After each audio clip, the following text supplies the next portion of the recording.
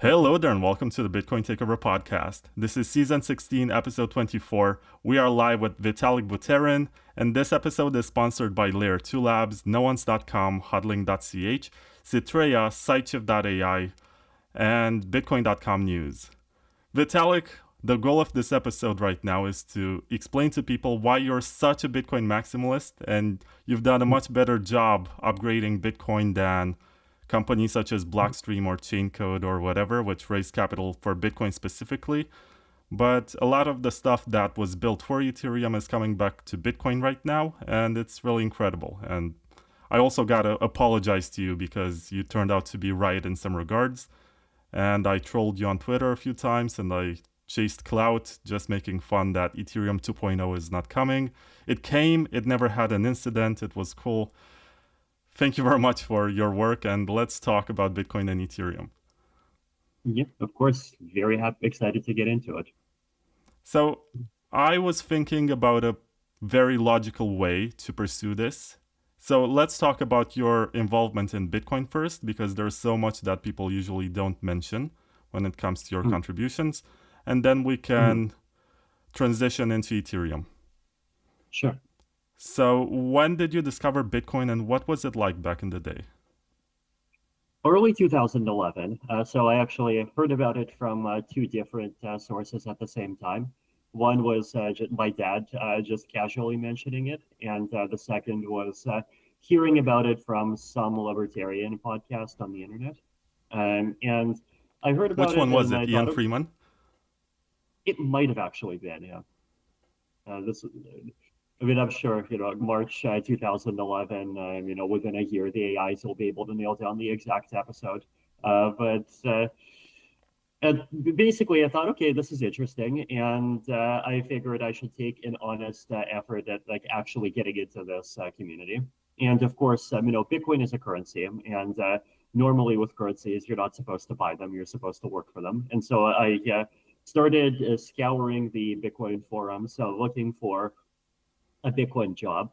And eventually I found this guy named Kiba who was starting this blog called Bitcoin Weekly. And he was offering people 5 Bitcoins per article, which back then was $4, to write articles for his site. And so actually, very few people were taking him up on his offer, but I was a high schooler with a lot of time on my hands, so I went and did. And I wrote an article on microtransactions. I got the $4. I wrote a bunch more articles. Eventually, despite paying me, basically, like 5 times below minimum wage, he ran out of money, and I came up with this fun business model, which was that I would write 2 articles a week, and then we would publish the first paragraph of each one, and then we would say the rest of the article is held for ransom. Here are Bitcoin addresses, and Oh, like if shareware and video games. right, well, so this is like it's kind of collectively, like you liberate an article, right? If like everyone throws money into a pot and it adds up to 2.5, then we would release the rest of the article, and we did this, and then we actually managed to keep on getting money, and if, and so we kept Bitcoin Magazine running. I kept getting or Bitcoin Weekly running. I kept getting some Bitcoin. Then a few months later, Mihai Alicia, who is actually also from Romania, he reached out to me and he said that he was starting a Bitcoin magazine. It would even have a print piece. And he asked if I wanted to become the main writer, and so I did. Um, and so this was all happening while I was still in high school, and then I moved to be again in university in 2012. I basically kept on just being a writer, and I think to me, the process of like researching topics within the Bitcoin world and then writing them was my introduction into just learning about all of the different aspects of what happens in the Bitcoin world, right? Like I talked about technical things, economic, political things, different parts of the Bitcoin community, the kinds of like Bitcoin accepting businesses that people were trying, and then I kept going from there. Yeah, a lot of us started the same way. We discovered it Mm, and then we searched for jobs. I think when I started, it was a lot more established. You could actually find mm, publications and they were much more serious, paying more than $4, but it was still mm, not that much. But you said mm, that your first article was about Bitcoin for microtransactions. And I'm mm, curious to know if your understanding of Bitcoin has remained mm, the same, or your expectation of Bitcoin, mm, or you believe it evolved mm, naturally into this store of value phase. mm. So I think one thing that's really important to remember about the early 2010s environment is that like the fiat payment methods at the time, they charged crazy fees, right? Like it was a major pitch of Bitcoin that these other means of payment, they would charge 29 cents plus 2.9% for domestic and plus 6.4% for international, I think was what PayPal took.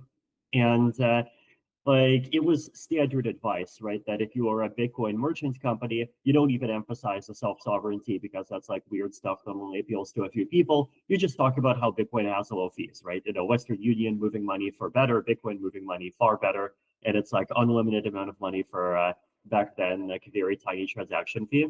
And of course, what's happened since then. I mean, obviously, Bitcoin had its whole situation, and then fees went up, and then there have been these attempts with layer twos to try to enable kind of still self-sovereign ways of transacting with lower fees. But then at the same time, like the world doesn't stand still for you, right? And the fiat payment methods have gotten better, specifically in terms of fees, right? I mean, they've gotten worse in terms of not deplatforming you, but it's they have gotten better in terms of fees.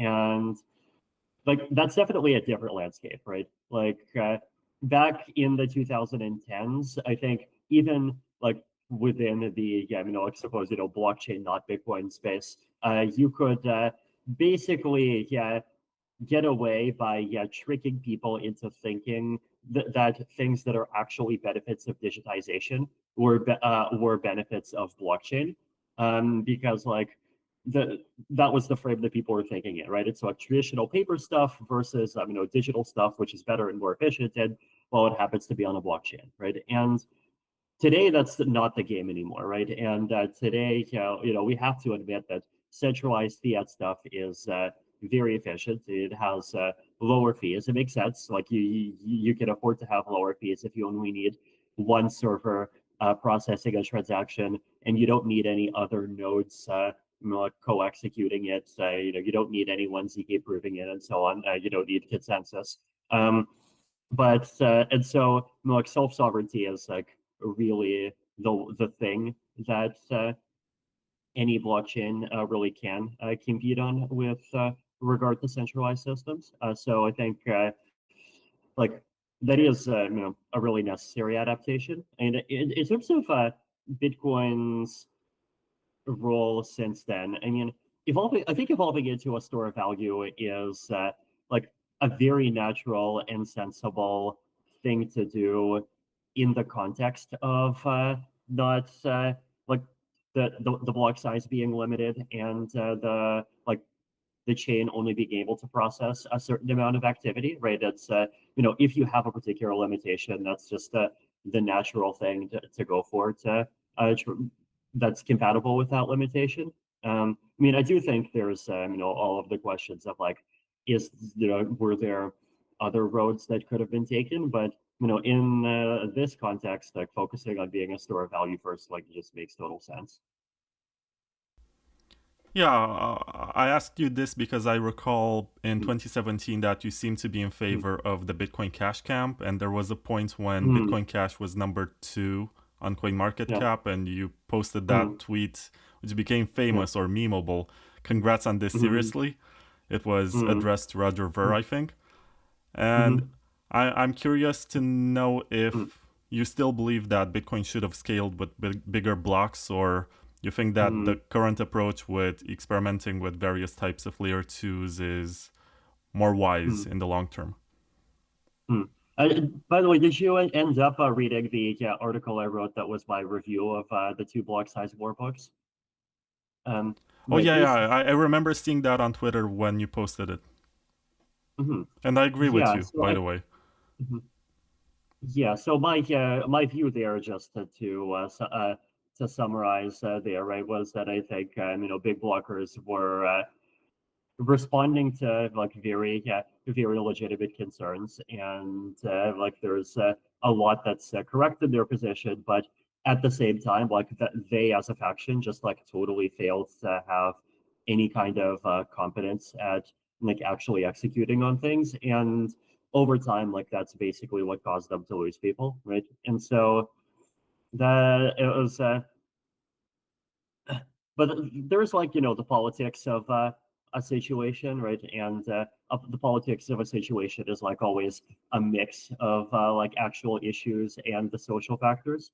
I mean, I think like if I had to actually think through the issues. I mean, like if I had to go back in time and like push us, like say like this would be some kind of approach, I would have probably said some moderate block size increase, and then actually put like more effort into layer twos at the same time. But and I think my reason for that is like I do actually believe that like self-sovereign payments are important, right? And I like basically the vision of the world that I don't want to see, right, is like a world where you have theoretically self-sovereign money, but then it's like gold, right? It's like theoretically self-sovereign, but then it's so inconvenient to do things with it directly that most people do things through centralized and not very self-sovereignty friendly intermediaries. And as a result, if the government ever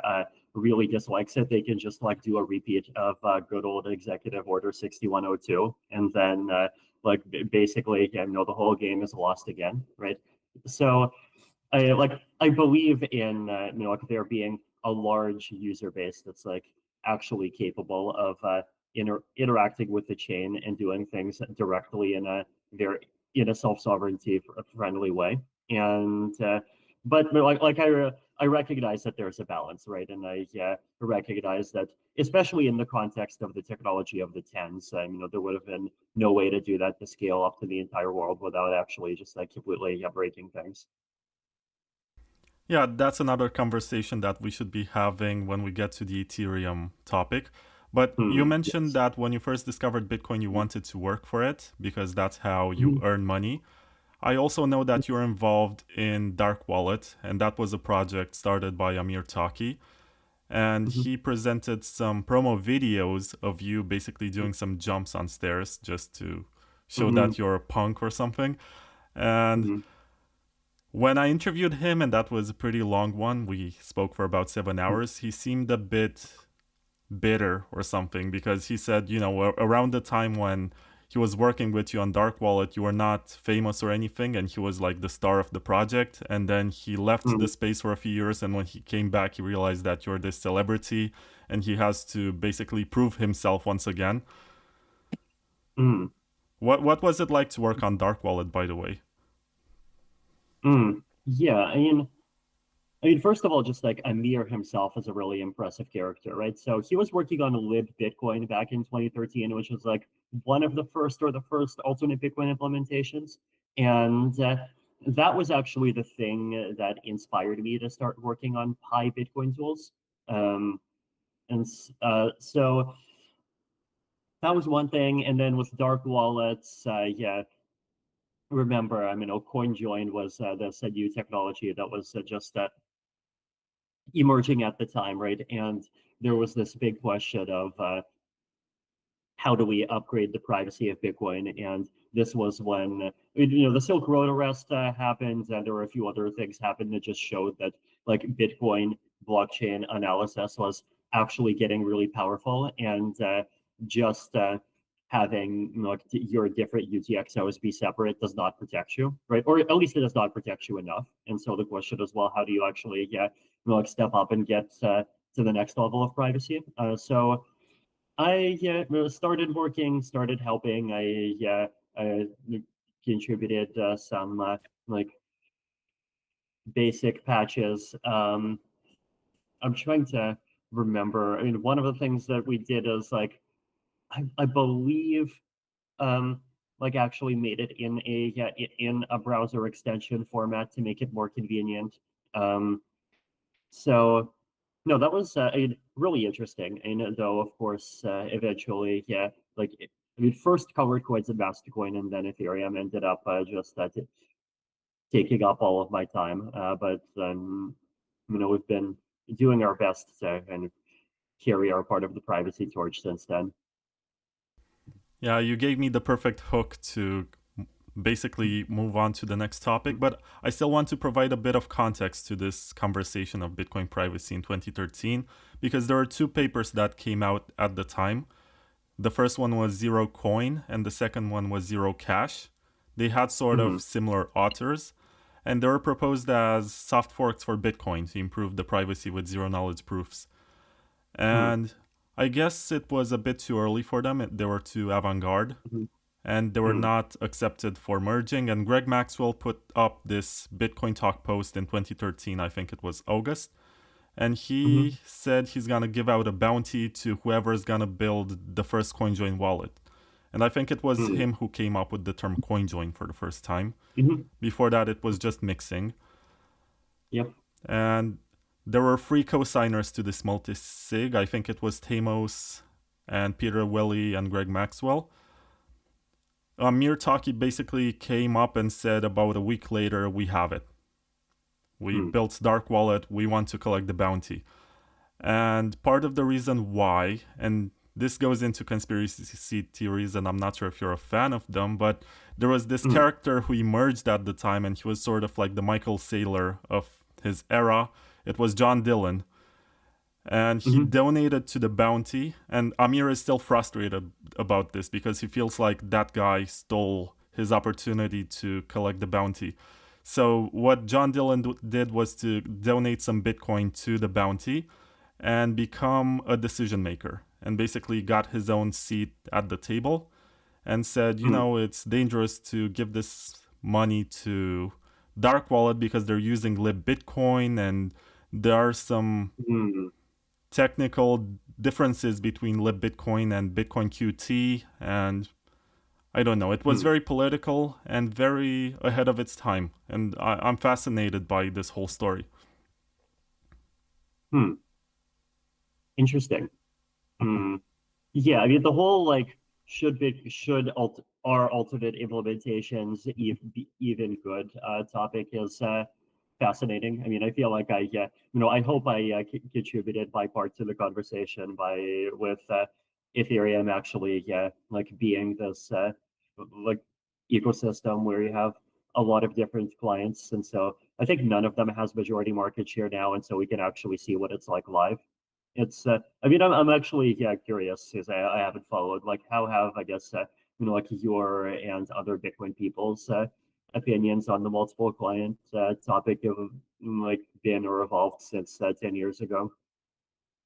Yeah, today there's still a lot of infighting because of Bitcoin knots, and some people thinking that it's the pure way of running Bitcoin because it filters out inscriptions. The perfect metaphor for that is like trying to stop the rain with a tennis racket. Right. Yeah, I mean, like the whole filtering out inscriptions thing, like that. To me, it never made too much sense, right? Because I mean, one obviously, if you want to dump data on chain, then you can always just dump it through UTXOs, and to and I feel like I've always disagreed with it as a matter of, I guess, what you might call political strategy, right? Because once you start censoring something, like even if you can say you're like censoring a category through a technical measure, like it still creates this impression of like unreliability of like, oh, will there be another category of usage that gets decided to be unkosher and then rugged at some point in the future, right? And like I've always thought, like, hey, we have fees, we have a free market. Free markets are a great way of like fighting pollution if there actually is a price mechanism, and here there isn't. and so we should just use it. Yeah, coming back to the topic of colored coins, you are a co-author of the paper, as far as I know. And also, around the time, maybe a year or two later, we got Counterparty and Mastercoin / Omni, which were ways to create what was called at the time Bitcoin 2.0, which was the idea that you can put other stuff on the blockchain, tokenize shares of a company, or tokenize art, or pay dividends to investors using the blockchain. It was pretty novel at the time. Of course, it happened on Bitcoin because it was the most popular and most robust network. But there were some limitations to it. And the story is that you wanted to build Ethereum on Bitcoin, and then you decided to create an altcoin. Yeah, so basically, yeah, what happened was that at first, I was thinking to build Ethereum as a Mastercoin style, I guess, the thing that today people call a sovereign rollup, right? It's like a layer 2, except like there isn't a way for by which the layer 1 actually like recognizes the layer 2 state, because Bitcoin scripting, like, I guess at the time definitely didn't have the ability to do that. Now, like, maybe it kind of does or will because of like BitVM and Opcat. But originally you started to do it as a layer 2, and then actually I started making it a layer 2 on top of Primecoin instead of Bitcoin. And the reason why I made that choice was actually because this whole OP return situation was happening, right? And it basically seems to me like, if there is this big faction that's saying like this use case is bad and wrong, and they were seriously proposing and even implementing ways to censor it, then like why would we want to be a layer 2 of a thing whose core developer community like actively thinks that we're spam and is actively trying to censor it out in a few cases, right? And so for that reason, we just kind of went and first did Primecoin, but then eventually, what happened was that we realized that there was enough attention and enough development effort on the whole project, so that like basically before that, I was literally assuming I would have to code up the whole thing myself, right? And I figured I would be able to code up some a layer 2, but I would not be able to code up an entire blockchain with a peer-to-peer layer. Like I thought peer-to-peer was totally incomprehensible voodoo at the time. And but then after like that moment, it was in January when we realized how much attention there, and how much development effort there was. We decided like, hey, let's just make it an independent chain, and things went from there. Yeah, at this point, I gotta mention that one of the show sponsors, which is Citrea, is trying to build exactly what you said. With BitVM and also a Covenant, they want to build a layer on top of Bitcoin, like a sovereign rollup, which is offering extended financial services, like being able to borrow or maybe have some services like banking, but without the actual bank, with protocols that you can verify. Right now, they're on the Bitcoin testnet. If you want to download the wallet, you can check it out at citrea.xyz. And the other sponsor I have to mention is Layer 2 Labs, and that's how we actually met Vitalik, because you were on the Drive Chain Talk Telegram chat, and I saw that you said something in there, and I double-checked that that's your account, and then I said, hey, Vitalik, one podcast, and you DM'd me. They're also trying to build an Ethereum sidechain for Bitcoin, and I think they have the latest version right now. It's called Z-Side. No, that's the Zcash one. ETH side, I think. And it's really interesting because they're taking your work and they're trying to bring it to Bitcoin, which proves that there's value to it, contrary to what the Blockstream people will say. That's cool. Yeah, yes, it's definitely been interesting to like see this new wave of people doing like various kinds of layer 2 things, various kinds of like optimistic and ZK proving things on top of the Bitcoin script. It's yeah, it's cool to see, and it's also just like so deeply fascinating on a technical level, right? Mm. Yeah, the whole like puzzle of how you actually write something like an optimistic proof system or a ZK prover on this like very tiny stack-based language that only supports a couple of things. And of course, like I ended up making the EVM considerably more complicated, in part because I didn't want every dev to have to go through that kind of process. Though I think since 10 years ago, I have kind of like somewhat warmed up to UTXOs over time. So that's been like it's been interesting to just go through like different scaling and privacy scenarios and start to see what the benefits are. But no, it's I think having more innovative ecosystems doing these kinds of things is great for everyone. Yeah, when it comes to Ethereum, what I've been thinking about is basically that when you started this, people told you that it's not gonna scale. And you're actually, there are two sides of it. The side that said it's not gonna scale, and the side that inspired you to write the Bitcoin Maximalist article from 2014, where someone told you, ha ha ha, whatever you're building, we're just gonna copy and paste the code onto Counterparty, I think, at the time. We're gonna take your EVM, we're gonna make it happen on Bitcoin. But in spite of this, you went ahead with it. And the criticism from Blockstream and Adam Back and all the others, Greg Maxwell, was that it's never gonna scale and there's no way for this to work. But you found a way to work with ZK proofs and rollups. And I have some respect for you because basically you went head on with this approach and then you found a way to make it work. As opposed to just saying, well, it should not be tried because it doesn't scale. Yeah, I think I thought that clearly, just the benefits of an EVM style approach to smart contract programming. I mean, I think we definitely see them, right? Like they are high in the sense of just making it easy for people to build all of these different DeFi protocols that have happened on top of it, whether like Uniswap or Aave or any of these others. It's like there's a lot of logic that you can do in like 10 or 15 lines of code and so on. But at the same time, I do admit some of the limitations I had when I was 19, and like there's definitely big parts of me that just constantly wishes I could send back some extra programming wisdom back to the 19-year-old version of myself, right?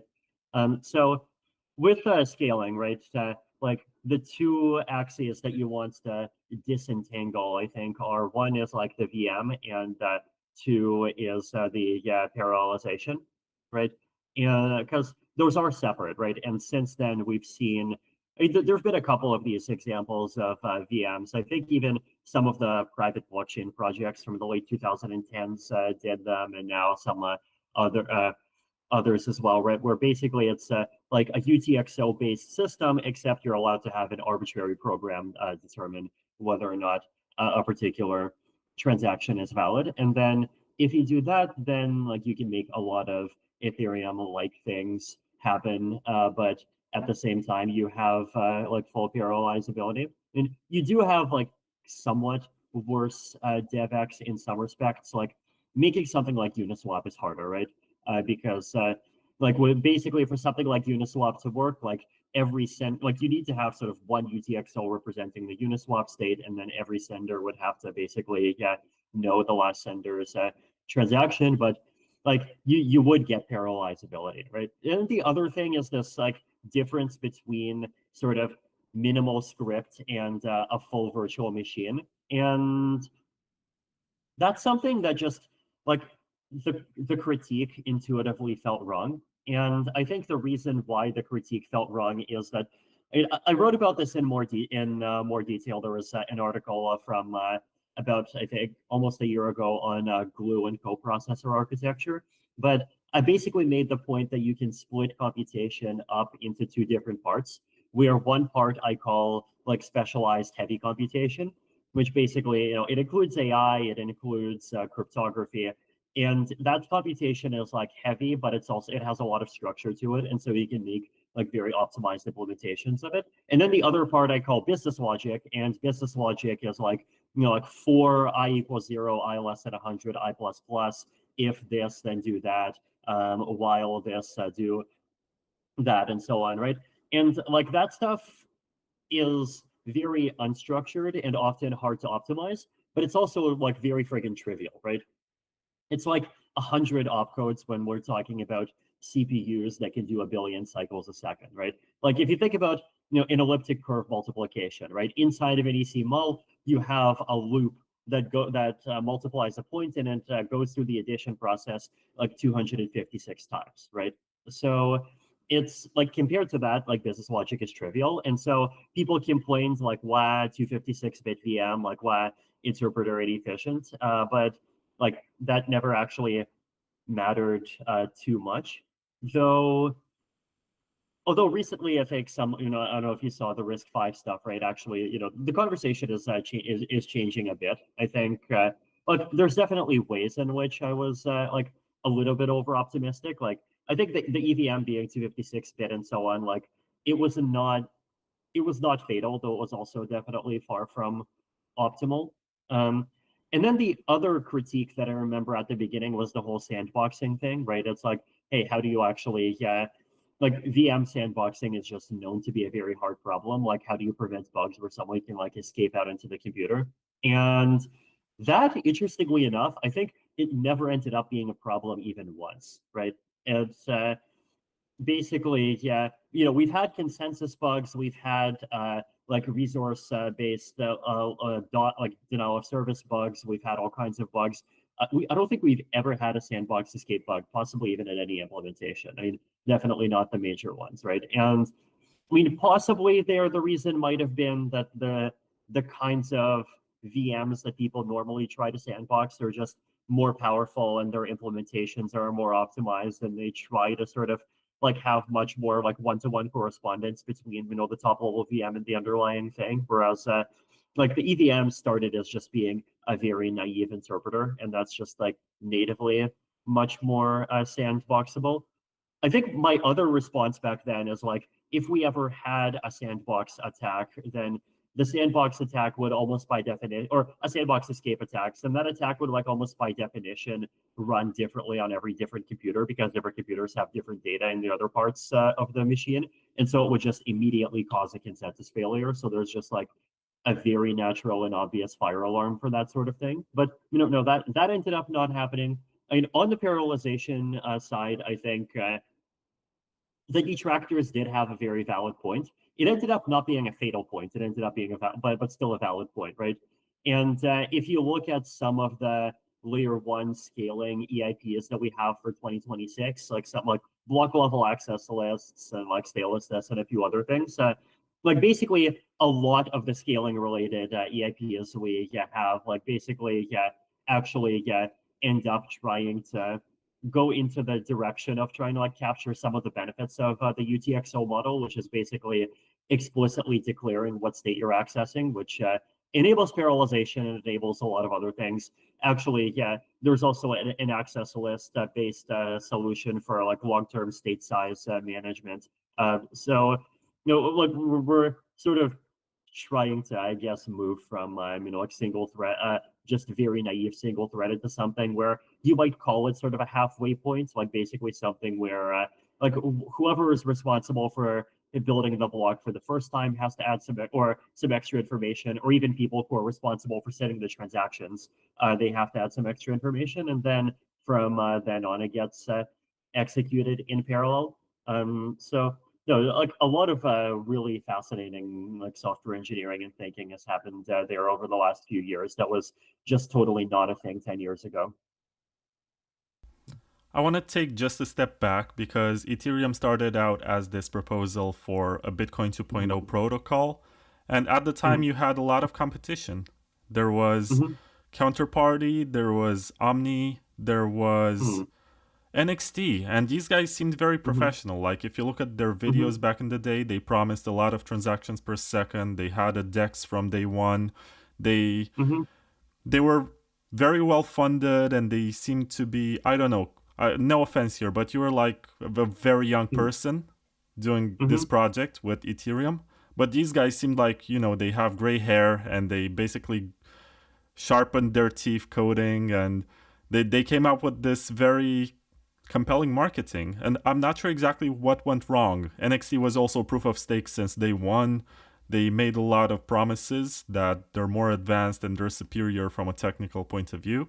But somehow it Hmm. was Ethereum that Hmm. is the one that we speak about today. And there's also Ripple, which initially Hmm. was proposed like this. At one point, you Hmm. almost got a job at Ripple. I'm happy you didn't. Hmm.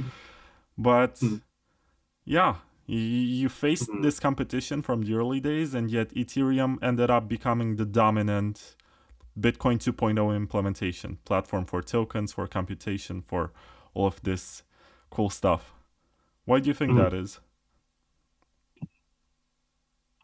I think, I think Ethereum was, I mean, one, it was the one that went all the way, right? In the sense of like actually offering general purpose programming. Um, this is actually a lesson that, interestingly enough, Ethereum itself had to relearn in the layer two world. Like I remember back in 2020, yeah, or 2021, Loopring, this was the very first ZK rollup on Ethereum. And it was even a stage two ZK rollup. So it even like it was fully trustless, like didn't have any security council like backdoor stuff in it, and it did everything. It even did all of the hyper efficient stuff, like it compressed transactions down to like 16 bytes, and so the transaction costs on it were crazy low. It was there, but then it just never got too much traction, right? And the reason why is because it was not a full EVM, right? It supported payments, it supported like DEX, it supported very basic things, but the thing that people wanted is full programmability.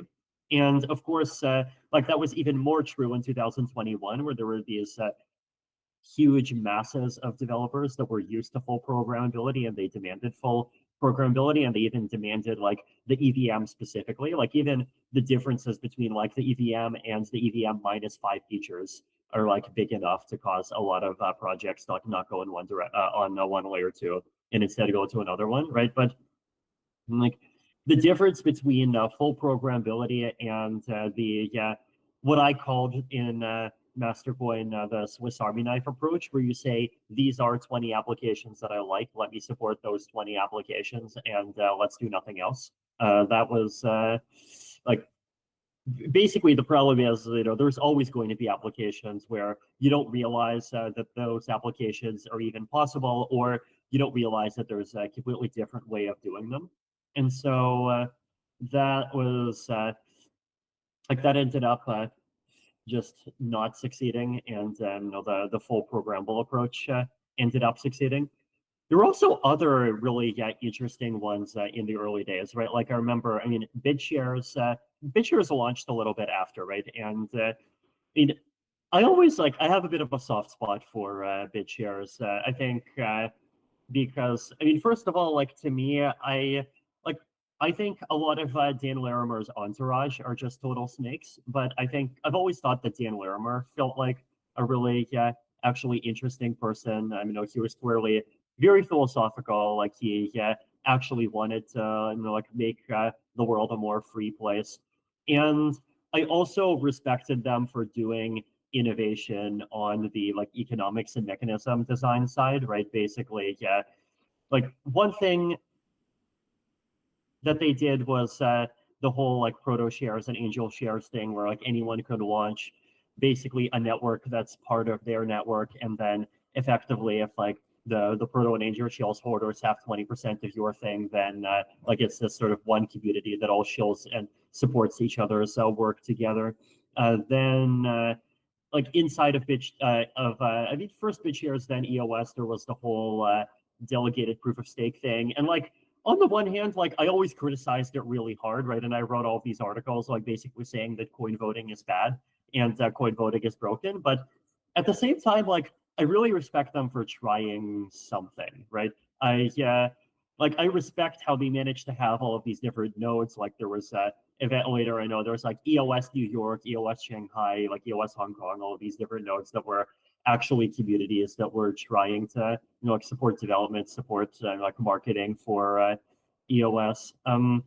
So like to me, the economics were always one of the big weaknesses of I guess what you might call the open source free software, like freedom friendly software kind of world, right? Which is basically that like traditional software it has business models, but those business models depend on having walled gardens, having a lock-in, having a lot of control over the user.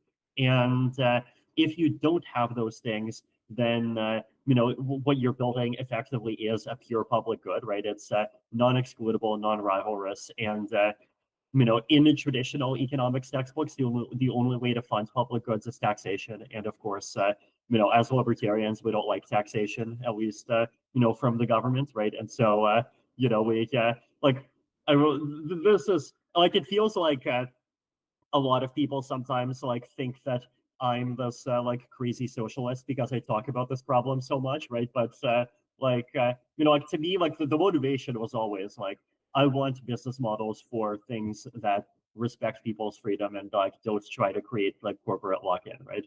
And like if we can solve that problem in a generalized way, then like it basically means that the quality of all of this stuff that we depend on, including zero knowledge proofs, including like basic protocols, like software, cryptography, everything is just going to be so much better, and we're actually going to like stand a chance at competing with the major banks and Venmo and like Alipay and so on and so on. So I respected Dan Larimer for actually trying, right? And I felt like I guess BitShares and then EOS were probably the big one from in the I guess maybe 2015 to 2018 era, and then obviously others started showing up later as well. It's funny that you foreshadow my upcoming question, because I was gonna ask you about Ethereum killers, right? You launched the network, I think it went live in 2015. You're gonna turn 10 years old very soon. And then in 2016, you had this rocky moment when you had the DAO hack. And you had to make this political decision to basically return the funds. And that caused like a community split. You still have Ethereum Classic today. They're probably still not happy about some stuff. But regardless, in 2017, Ethereum was established as this major asset, the number 2 that almost flipped Bitcoin, And what happened after is that a lot of people were trying to create a better Ethereum. So you had Neo, you had NEM, you had EOS, the one that did an ICO for an entire year. You had a lot of them. It's very hard for me to make a complete list of all the ones that were trying to come for Ethereum by promising that they offer more expressive smart contracting or programming in multiple languages or whatever, but none of them gained the network effect. And even today you're competing, and there are some people in the chat mentioning Solana, you're competing with Polkadot, you're competing with I guess Avalanche. I'm not sure if it's a direct competitor, but it tries to do sort of the same. There's also Tron. It's a weird story. That guy Justin Sun tried to be you like in creepy ways, and yet Ethereum is still holding its position, and it still has users, it still has investors who build stuff. And it's curious to me that you're maintaining this, okay? Because you started out as the underdog of this whole battle. I think maybe you're not underfunded, but you are not the most experienced team of developers. And then you grew the chain, and then you had all of these contenders trying to take Ethereum's position, but they did not succeed, even though they claimed some sort of superiority.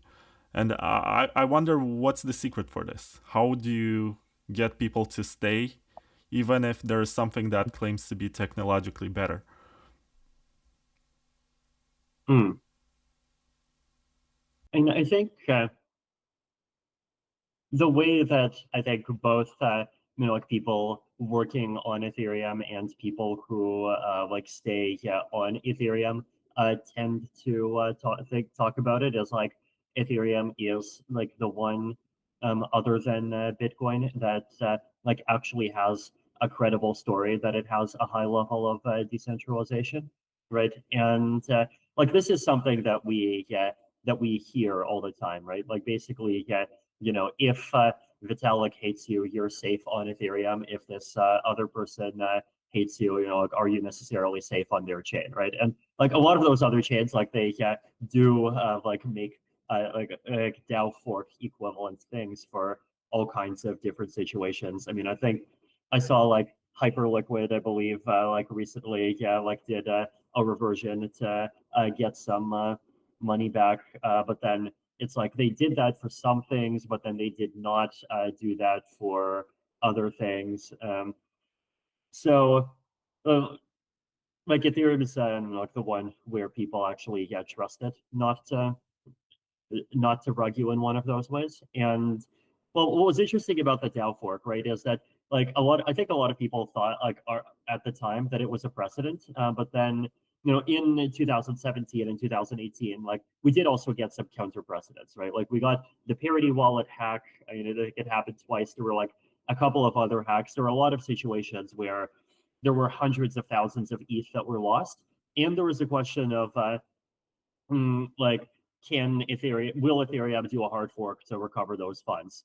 And like we could have, right? Like that was it recovering money that's lost is sort of a much, in some sense, it even feels like a more innocuous thing than like like taking money from one place to moving it to another place. Like it feels like the sort of thing that has no losers, right? But like we ended up not doing it, right? And I think when I say we, like I don't mean the foundation. I even mean the whole ecosystem. Like there were even carbon votes, like ETH holder votes at the time, and those were heavily opposed to doing those kinds of recoveries, right? And like since then, Ethereum hasn't really disrespected like user immutability, like pretty much at all. Like possibly the worst thing that might have happened were like some contract with $10 in it like 5 years ago that like stopped working because of like some hard fork that had to change some gas costs to protect the whole chain against denial of service attacks. I mean, I'm not even sure if when we did those gas cost increases, like we did very carefully like look through the whole like ecosystem and see like is there anyone that's affected. There were a lot of analyses, and so like we knew that the downside was like basically none or almost none, but like theoretically, there might have been like one very tiny thing, but that's basically it, right? And then on these other chains, like it's regular that there's like some trader that loses $10 million because like some other trader has even like a strategy that's sort of where it's even debatable whether or not it's legitimate. And then like, hey, if you could get the big guys to revert for you, then like you could get reverted, right? So that was one thing. Also, the multi-client ecosystem means that Ethereum actually can survive without the foundation, right? Like if we had to ask, like what are the ecosystems that can totally survive and keep going without a hiccup, maybe slower, but without a hiccup if their foundation suddenly disappears. Like Bitcoin definitely, right? And I think Ethereum has gotten to that point, right? But like which other ones, right? So so that was one. And then there's like a strong culture of like caring about like if we do this L1 thing, will that actually interfere with people's ability to run nodes? There's a culture of like trying to build privacy related things. Tornado Cash happened on Ethereum, and then of course Railway and privacy pools happened on Ethereum. Now Tornado Cash is back on Ethereum. So there's this like deep culture of caring about these things, and generally Ethereum killers like they don't try to compete with Ethereum for that segment, right? Like they basically try to compete with Ethereum along what they consider the pragmatist axis, right? Which is basically saying like, hey, high levels of decentralization are overrated. Let's instead like go for higher scale, and we're going to have like 20 or 30 major nodes, right? And so they do deliver on higher scale. I mean, well, so they deliver less than they promise often, right? I think all of these chains end up like they promise 10,000 TPS because that's what you could do in a test environment, but then in a live environment, but they pretty much all end up topping out in the hundreds of TPS. So I that don't even think they have so many users in the first place. right, exactly, and a lot of the usage is subsidized by the foundations. A lot of it is like very short-term things. But like the kinds of like people and applications that they get, right? They do tend to be people who care about decentralization less, care about open source less, even care about security practices less, and the famous quote is from Kyle Samani is like, I value speed more, TBH, right? And so it's like basically those but for those kinds of users, like there's definitely a lot of non-Ethereum options, and there's even market segments where they're winning, right? And like I think that's fine, right? And I mean the way that Ethereum has historically competed for that segment basically is through layer twos, and like layer twos have done quite well, right? And like base has gone up to it's like 150 TPS now. With the Pectra hard fork, the amount of like blob space, like the amount of data space for layer twos is going to go up by 2x, and so base and the others are going to go up even faster. This was also another one of those kind of arguments for the layer two approach, right? Like there's things that you can do on layer one, and then there's things that you can do on layer two, and like on layer two you have a little bit less decentralization, but like you can do this smart contract and proof system stuff to just basically make it be as still as self-sovereign as possible, and they're doing the best job of that they can. So I think that's fine. Yeah, you opened lots of. You made some references that basically foreshadow topics that I want to ask you about. There's Tornado Cash, there's the layer 1 versus layer 2 situation. Because I remember when Ethereum was. You had lots of crazy ideas. At one point, you said you can use Bitcoin Cash blocks to unload data on from Ethereum. You also wanted to do sharding, which I don't think went too far. But there were some alternatives to Ethereum that tried sharding. But anyway, before we explore these topics, I gotta present two more sponsors. One of them is Sideshift.ai. So if you're listening to this and you want to buy some Ethereum, you can actually do that on Sideshift in a way that requires no registration. And let's say you have Bitcoin and you want to swap it for Ethereum because you want to make Ethereum go up in terms of BTC. You can do that on Sideshift, or if you don't believe in Ethereum anymore and you want to buy something else like Trump meme coins or whatever, you can still do that on Sideshift. But usually I tell people when they get paid in stable coins to use Sideshift to get free market money. I think that's a more honorable way of accessing the service. But Andreas Brecken, who is the CEO of Sideshift, says hello. And also I know that he was one of the biggest contributors to your list of Craig Wright lies on GitHub. He was sending to you articles and submitting pull requests. Yeah. And I think that's right. Well, very cool. do you know the story of that list? Like the list is actually his list, right?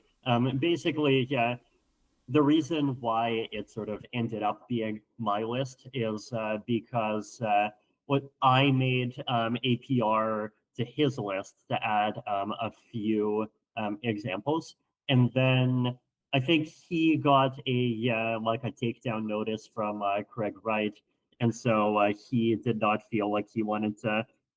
Like he did not have the legal muscle to properly fight it off, and so I believe he took it down.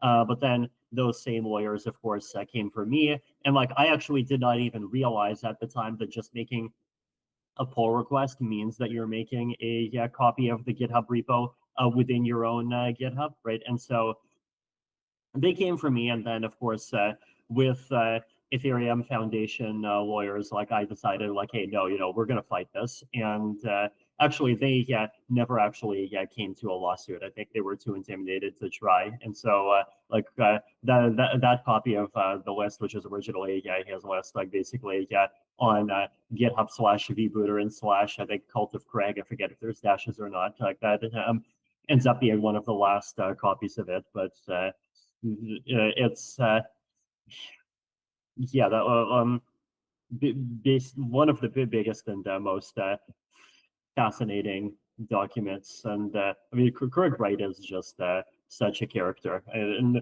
I mean, at the time, I think convincing as many people as possible that like he actually is a fraud was obviously really important, because the guy was just like causing so much damage and just like distracting so much effort toward all of these like pointless and even fraudulent things. But now he's quiet, and of course the courts have ordered him to be even more quiet. So I guess that was a battle won.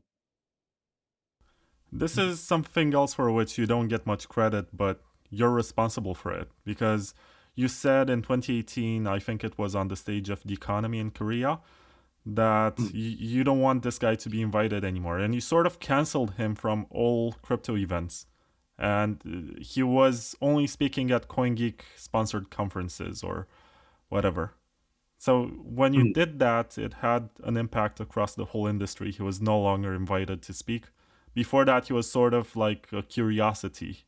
People were curious to listen to him and see if he has any compelling arguments. When you spoke against him, I haven't seen him speaking at major events anymore. Yeah, I'm trying to think. I mean, now that I think about it, yeah, you're right. I don't think he's been at a non-CoinGeek thing since 2018. Hmm. So I guess you So, didn't even realize it, but it's sort of obvious. I'm curious, are there any of like who are the biggest I guess like fun characters in Bitcoin land these days? Like, are there any that kind of measure up to all of the crazy stuff that happened in the late 2010s? No, not really. I don't think we have a Okay. Mitchapopisku or whatever. Hmm. Oh, right. I forgot good old Birch. I forget him too. I think right. He also offered to. I think he offered to like buy anyone. Like he basically shorted ETH by making a public offer to buy people's ETH at or to sell people ETH at 5,000 to 1, despite like not having any. I'm not sure if anyone took him up on his offer, because I think people didn't even trust him. But that was um yeah, his stuff was so crazy. Hmm. But I had, what's his name, Daniel Kravis on the show like a couple of weeks ago, and he Hmm. still believes that Craig Wright is Satoshi. And I asked him, Hmm. did he prove anything to you? Did he show you anything Hmm. compelling? Was he able to win any court case? And he said no, but he taught me stuff about Bitcoin that I previously did not know. And I was like, what didn't you Hmm. know? This guy. So I Hmm. guess you know Daniel. He wrote some of the best Yeah. articles about Bitcoin in 2014. Hmm.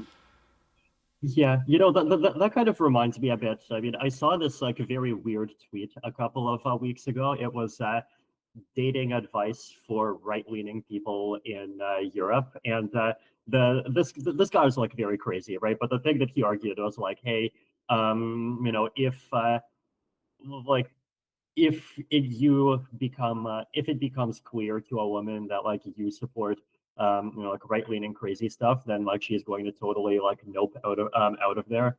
And his argument was that you should first tell her ask her who Otto von Bismarck is. And like most Europeans don't really know much about him, right? Because like no one in any country on average knows that much about any history. But like basically if you like show to her that like you know more things about Europe than she does, then like she would be become more open-minded. And I mean this stuff is like totally crazy, right? But it's, I mean I definitely don't support any of those and like manipulative styles. I'm not sure if they even succeed, right? But like I guess it feels like making like teaching someone else something that they don't something they don't know about something that they care about is like a common I guess like you could call it scammer tactic or a kind of one of these sort of black hat tactics for impressing people. So yeah, it's something you definitely want to be careful about. Yeah, and once again, you did a pretty good job with this. And I Mhm. gotta plug this. Let me finish up with the Mhm. sponsors, and then we can Mhm. have a free flowing conversation. Mhm. Noons.com is a website which has a peer to peer marketplace which tries to onboard people from the global south. And the CEO Mhm. Ray Youssef says hello, by the way, and he also says he owes you an Mhm. apology. And also, he wants to have you for a workout to do chest or legs Mhm. together. Okay. Okay. Oh, well, keep that in mind. Hmm. And there's also Bitcoin.com news. And for a few years, Bitcoin.com was a Bitcoin Cash website. And it's my duty Mhm. to inform people that now they know the difference between Bitcoin and Bitcoin Cash. And they Mhm. followed the incentives of the market. And if you open Mhm. Bitcoin.com today, it's more centered around BTC. Mhm. And they have pretty good journalism. If the Mhm. listeners have any time to read news, I think it's pretty balanced. I would dare say it's more balanced than Bitcoin Magazine, which is maybe too Trump centric. Mhm. But anyway, check it out. Also, I should ask you about that one. How do you feel that Mhm. Bitcoin Magazine is now like a Trump publication? Yeah. Yeah, it was pretty crazy to see the evolution of that whole thing, right? I mean, it definitely became Bitcoin maximalist pretty quickly. Then it became a Trump thing quickly. Um, I forgot, like Bitcoin Magazine, are they also the ones that do the Bitcoin 2024, like the conference? Yeah, I I mean, guess you were it's at like one of them like 2 years ago, right? I actually don't think I was. I mean, the closest was there was Bitcoin 2021 in Miami, and like I didn't go to the conference, but I was like went to like some surrounding like events and just talking to people. I think But David no, Bailey posted a picture of you attending, and that's why I remember. right, okay. I mean, it's possible I attended something like definitely not a big Bitcoin event. But I saw him like also on Twitter. I don't know if it was them or another one, but like it was there was like an article and like Russia legalizes crypto mining, and then they had this like very cheerful congratulatory thing of like Vladimir Putin holding up a glass of vodka. And it was like, oh god, like it's like, do you guys even remember what freedom is? And yeah, it's pretty wild. Yeah, I mean, I look at your style of journalism. It was mostly technical and also some travel stuff. Like you went to Room 77 in Berlin, you went to Israel a Hmm. few times to attend some hubs in Hmm. there. Yep. And Hmm. the Bitcoin magazine today is very different. Like, I Hmm. read your article about announcing Ethereum, and it was not, how should I put it? You are not selling the token. You're just explaining Hmm. what this is, why you're launching it, why Hmm. it makes sense. Yeah. And I don't know. It changed a lot. I think Hmm. it changed ownership twice after you sold it. Hmm. Okay, I did not know that, but I does think not it was surprise Charlie me. Shrem that bought it from you, and then it was David Mhm. Bailey. Right, I, something like I that. hold some copies, some old copies of Bitcoin Mhm. Magazine. I don't have them here, but it's Mhm. interesting Mhm. that there was clearly a shift. And I used to work for them, by the way. I wrote for them for Mhm. about a year, wrote about 50 Mhm. articles. Yeah.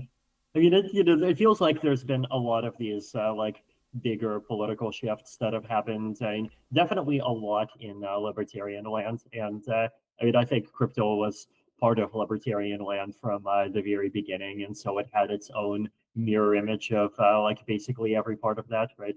And like you see these days, like there's some libertarian parties arguing that the government should ban synthetic meat, and there's I mean, like a lot of them are saying all kinds of things that I personally don't consider to be very libertarian.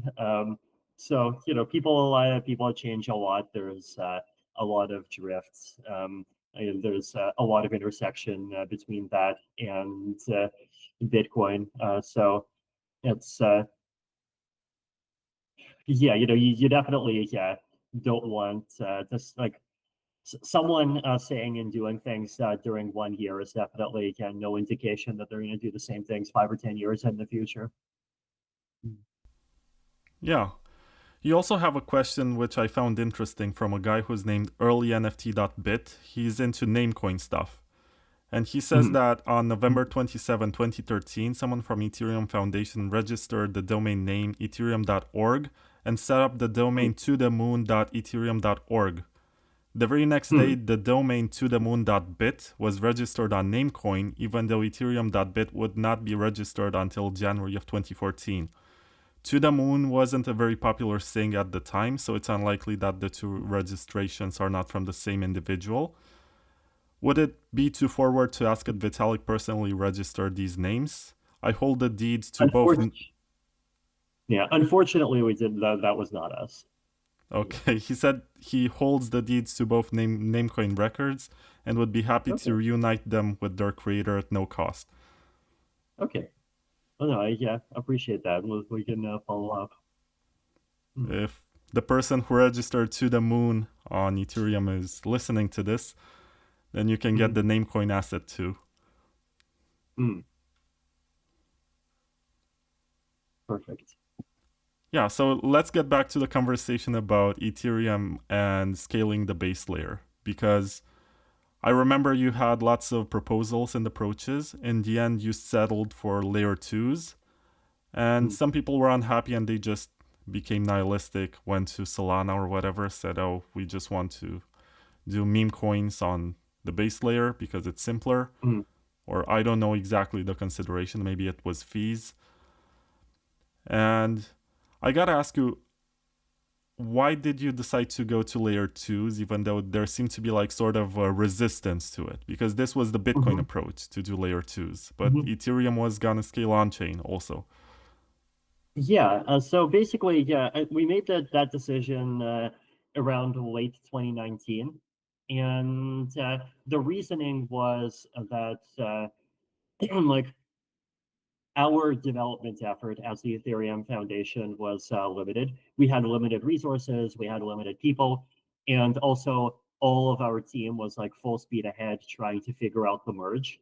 And the merge was like a really big grand project that, of course, like lots of people were saying it would never happen at all, right? But eventually, it did end up happening. But like, it took a long time to get there, right? And in 2019, we basically just did not want to distract people from working on the merge, right? And so we did account abstraction as an ERC, so like a second layer standard that like people could opt into instead of being a protocol feature. Though now actually with 7701, it's going, and 7702, it's going back in the direction of sort of coming back to being a direct part of the L1. And then for scaling, like similarly, we decided that given that the L1 R&D's time is like so concentrated on the merge and other things that we just like we did not have the resources to do it directly, and so we just did the pragmatic thing and said like, okay, let's invite other people in the ecosystem to do it, and let's basically do the equivalent of sharding, but where instead of the shards were a protocol feature, they're like a thing that other people could create, and then you would have like fraud proofs, zero knowledge proofs, verify that whatever is happening in those layer 2s actually is correct, and so people would be able to get the benefits of like being connected to Ethereum and being like fully self-sovereign and all of those things in a way that pushes the TPS much higher, right? And of course, it definitely took a while, but over the next 4 or 5 years, that's basically happened. Here's a question that's popular among Bitcoin circles, and people like to dunk on Ethereum because of this. What kind of hardware does it take to validate Ethereum to run a node? So today, you can absolutely do it on a consumer laptop. The laptop that I'm using to talk to you right now, it's Dell, I think XPS 15. It's totally managed to sync and run a ret node. And actually, it managed to do an archive sync. So which actually means that you're not just downloading everything since Genesis, but you're actually directly verifying every single transaction since Genesis. And it managed to do that sync in 4 days. So right now it's very possible. I think, but this topic is interesting because I think you've probably seen, but we're looking to there's a lot of momentum right now to also increase the scale of the L1 as well, right? And there's a lot of these interesting questions of well, what is the role of things like flow nodes even going to be going forward, right? And so there's this interesting philosophical rabbit hole that's being I think re-explored, right? And basically, the ultimate goal, right, I think is we want as many users as possible to be interacting with the chain in such a way that they actually are verifying the rules of the chain. And the reason why this is important is, I had this kind of mini story in one of my posts a couple of years ago. I think it was on limits to scalability.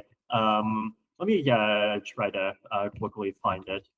I can see if the story is here. There, I'll just read it out. So this is imagine this story would be told in one of these highly scalable chains where no one's running flow nodes. At 2:35 a.m., you receive an emergency call from your partner on the opposite side of the world who helps run your mining pool, or it could be a staking pool. Since about 14 minutes ago, your partner tells you, your pool and a few others split off from the main chain, which still carries 79% of the network. According to your node, the majority chain's blocks are invalid. There's a balance error. The key block appeared to erroneously assign 4.5 million extra coins to an unknown address. An hour later, you're in a Telegram chat with the two other small pools who were caught blindsided just as you were, as well as some block explorers and exchanges. You finally see someone paste a link to a tweet containing a published message. Announcing new on-chain sustainable protocol development fund, the tweet begins. By the morning, arguments on Twitter and on the one community forum that was not censoring the discussions are everywhere. But by then, a significant part of the 4.5 billion coins had been converted on-chain to other assets, and billions of dollars of DeFi transactions had taken place. 79% of the consensus nodes and all the major block explorers and endpoints for light wallets were following this new chain. Perhaps a new fund will fund some development, or perhaps it will all be embezzled by the leading pools and exchanges and their cronies. But regardless of how it turns out, the fund is for all intents and purposes a fait accompli, and regular users have no way to fight back, right? So this is kind of the dystopia scenario that we're trying to get away from, right? Basically a scenario where a majority of the mining power or stake power can just push a change to the protocol, could be creating new coins, could be changing the rules, could be deleting some contract, whatever. And because regular users are not actually validating the chain, they just everyone just accepts their new blockchain by default, right? So this is what we don't want, right? And I think in Ethereum, we're 100% set in stone that we do not want a future where that kind of scenario is possible, and so we're we want to do everything to fight against it, right? So with the technology of the 2010s, the only way to fight against this kind of thing is basically for as large as possible a set of users to actually run their own full node directly, right? And but in the 2020s, the game changed in a lot of ways, right? So basically, we actually have a whole bunch of technologies that basically all have this flavor of one actor spends more resources to add some kind of extra information, and in exchange, the process of verifying the block for everyone else becomes much easier, right? So obviously, Zekias Nox are one of them. Actually, stateless clients are another example, right? Basically, what happens there is you can have one node that's creating the block, also add on Merkle branches for everything that they've accessed, and then all of the other nodes that are verifying, like they would just verify everything through those Merkle branches, and so they would require somewhat more bandwidth, but they would not require any hard disk space, right? And so they would be able to sync instantly. Yeah, it would not take up space. Like a much larger number of just existing computers would be able to do it.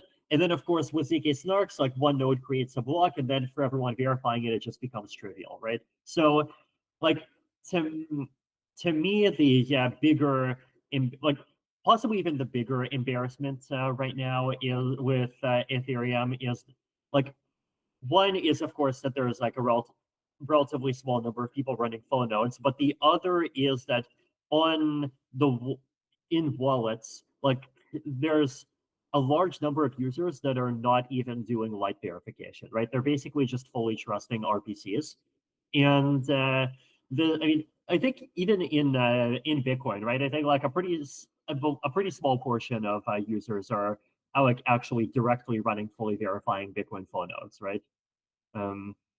Yeah, last time I checked, there were like Yeah. 15,000. And I don't know, Right. there may be Yeah. 100,000 users of the main chain every day.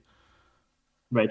Yeah. So 50,000 is still good, right? But like I think what we want to get to is we want to get to a world where the average like MetaMask user, like within MetaMask, you just have an Ethereum node, and that Ethereum node is actually fully verifying the Ethereum chain, right? And of course, to do that, like you would be able to do it with a ZK snark, right? And so with a snark, basically one person creates a snark, it proves that the whole chain is valid, and then another user would, or any other user would be able to just verify a proof, and they know that the chain is correct, right?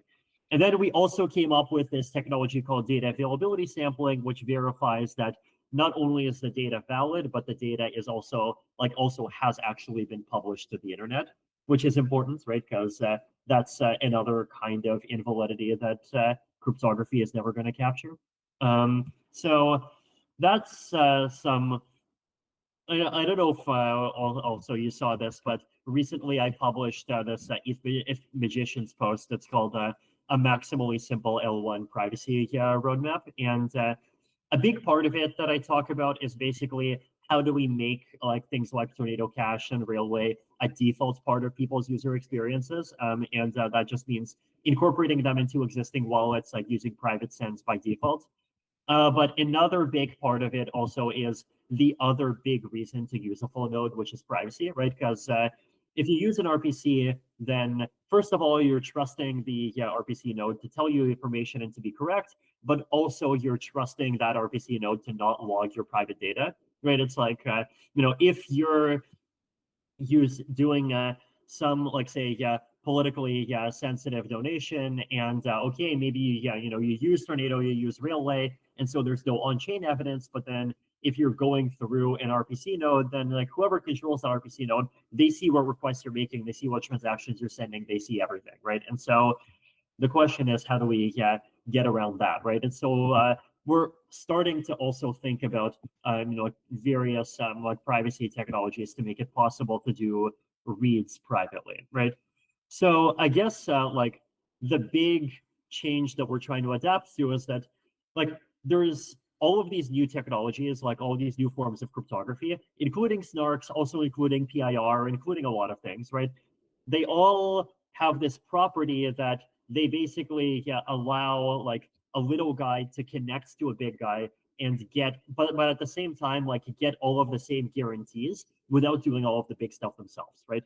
And like that didn't exist in the 2010s, right? And a lot of the mentality around like full nodes, like it was created in an environment where like that totally new option did not exist, right? And so now we want to, like Ethereum is going through this process where we're rethinking. One, we want verification to be available to everyone, and we want everyone to verify by default. And you have ZK snarks, we have data availability sampling, we have all of these things. That's good, right? Two is we also want participation in consensus to be as distributed as possible, right? And then there's the question of like what is like, does that mean decentralized stake pools? Does that mean solo stakers? Does that mean some combination of them. How do we make either decentralized stake pools or solo stakers competitive with the big pools for as many people as possible? Right. So that's also another discussion. And then there's some of these kind of heavier tasks, right? Because the price of the whole ZK Snark thing is like it's 10, basically like, let's say 10,000 times cheaper to verify a block, but on the other hand, some one person needs to do 100 times more work to generate the proof, right? And then who does that work? That work's going to take more effort than one single computer. How do we ensure that that's still going to be like globally distributed, so we can still rely on at least one of those to continue existing, making proofs, even in some pretty exceptional cases, right? So there's and like, I think the other thing that's important, right, is that had we said layer one is never going to scale, like everything goes on layer twos, we would have basically had the same debate, right? Because, but instead of having that same debate with regard to Ethereum, we would have had that same debate with regard to, like a base, right? Because it's like, even if theoretically you have all of these proof mechanisms saying like all on base, like whatever happens on base, you're safe, like as a user, you still need the practical ability to ensure censorship resistance. You still need the practical ability to ensure that if the base nodes go down, you can still take your coins out. You still need all these practical abilities. And so, like, basically the exact same kind of thing would be happening, right? So there's, there's a lot of really interesting discussion happening on those topics right now. I guess we could call it kind of, you can call it Ethereum's scaling debate, though I feel like it's like we're less of a debate and more collaborative, and hopefully with the newer cryptography we'll actually be able to address all the different types of people's concerns at the same time. But this is the thing that's happening right now. Yeah, this is why I have respect for your work on Ethereum, because I don't think there's any conversation in so-called Ethereum killers about getting rid of RPCs and just using servers, because that basically creates points of failure and also makes it less censorship resistant. You can have a few of these servers basically denying service to some countries, or deciding that some transactions are non-standard or undesirable or whatever, or they come from certain addresses and they're not going to be broadcast.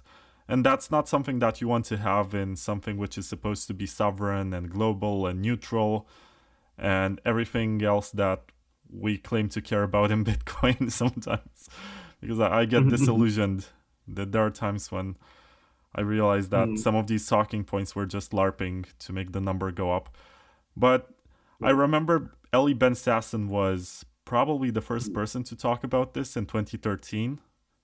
He's a co-founder of Zcash and now Starkware.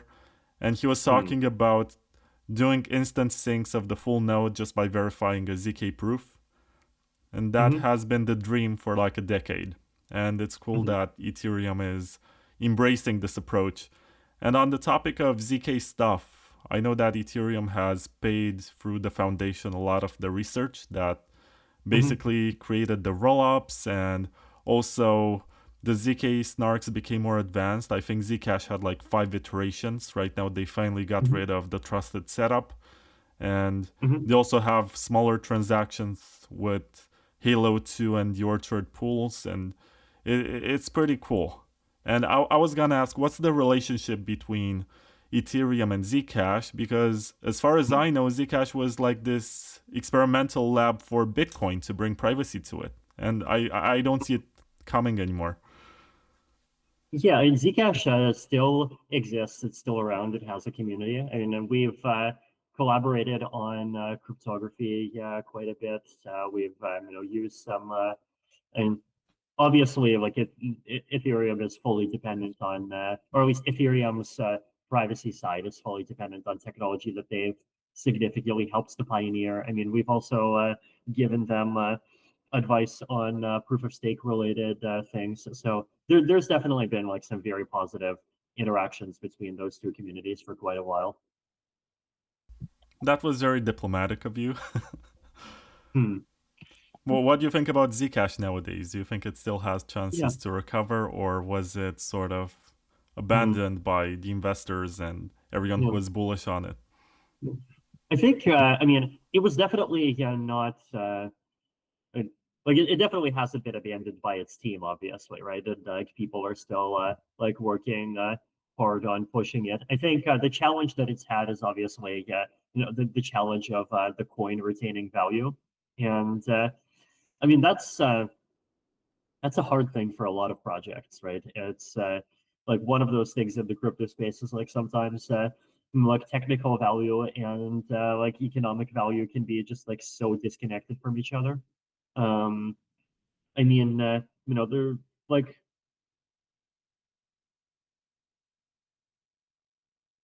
yeah, it's the position that they've like put for themselves, right? Is basically, yeah, saying like trying to be a Bitcoin like thing, but then at the same time, like becoming the standard bearer of privacy. I mean, it's a challenging thing to succeed at, right? Because I think like if you want a sort of Bitcoin like legitimacy, like a big part, like the biggest part of it is not technical, it's social, right? It's and a big part of it is just like this mode of having an established community, this history of not making crazy decisions, this just history of people valuing your thing. So it's I mean, definitely a challenging game that they're playing. Though, like I definitely wish them the best, and like I definitely really hope that they succeed because I think it's a world where people contribute to really important technology succeed is including financially is definitely a better world. Um, Yeah, and I think without Zcash, correct me if I'm wrong, I don't think Railgun or Tornado Cash would be possible. Correct. They would not. What do you think about the situation of the Tornado Cash and Samurai developers? Hmm. Yeah, I mean that's definitely crazy that the government's like actually started like going after developers in that particular case, right? It's like the sort of thing where there's a large category of software where, like I said, once you like start opening up that Pandora's box, like just becomes risky, and like like that action probably made the U.S. a significantly less attractive destination for many different kinds of software development, right? Like I feel like the really strong advantage that the U.S. has as a jurisdiction is like the First Amendment and all of the the strong history of protections that are associated with it, right? And so if you weaken that, I mean, even for code, I mean, like these are precedents that can easily become abused in all kinds of ways. I mean, obviously, I think the studio cache thing itself is an abuse because I think like privacy is good for the world, right? And I think like even if you don't believe privacy is good for the world, I think there's plenty of other ways to like go after it that don't involve going after developers. But then separately, I believe that privacy is good and like we should not go after it. Like basically, yeah, like my general view is that to the extent that we do need to go after bad actors, which we do, like, and I think like North Korea sending their like thousands of soldiers to attack Ukraine is bad, right? And like if there's ways to um, go after that, then we should. But basically, like I think that should happen at the layer of goods and services rather than at the layer of money as much as possible. So and like the layer of goods and services is like even the easier one. Like it's going to be the easier one in the future, right? Just because the physical world is just inherently much more transparent, right? Like I think if we can keep the money layer as free as possible, then like to me that feels like the right like balance or distribution of responsibilities. Yeah, for the longest time in Bitcoin, the holy grail has been that of creating sidechain for scaling and figuring out a way to not have a federation or not have a trusted setup. And in Ethereum, I think you had Plasma, you had what was the name of the Lightning Network equivalent? Raiden. Raiden, yeah, like the God of Thunder from Mortal Kombat. Yeah, that one. And there was a lot of experimentation that led up to the rollups. And I think it's been a few years until you came up with that and you decided that it's really good. I usually ask people this, and I'm curious to know your distinction between them. How do you define a rollup as compared to a sidechain?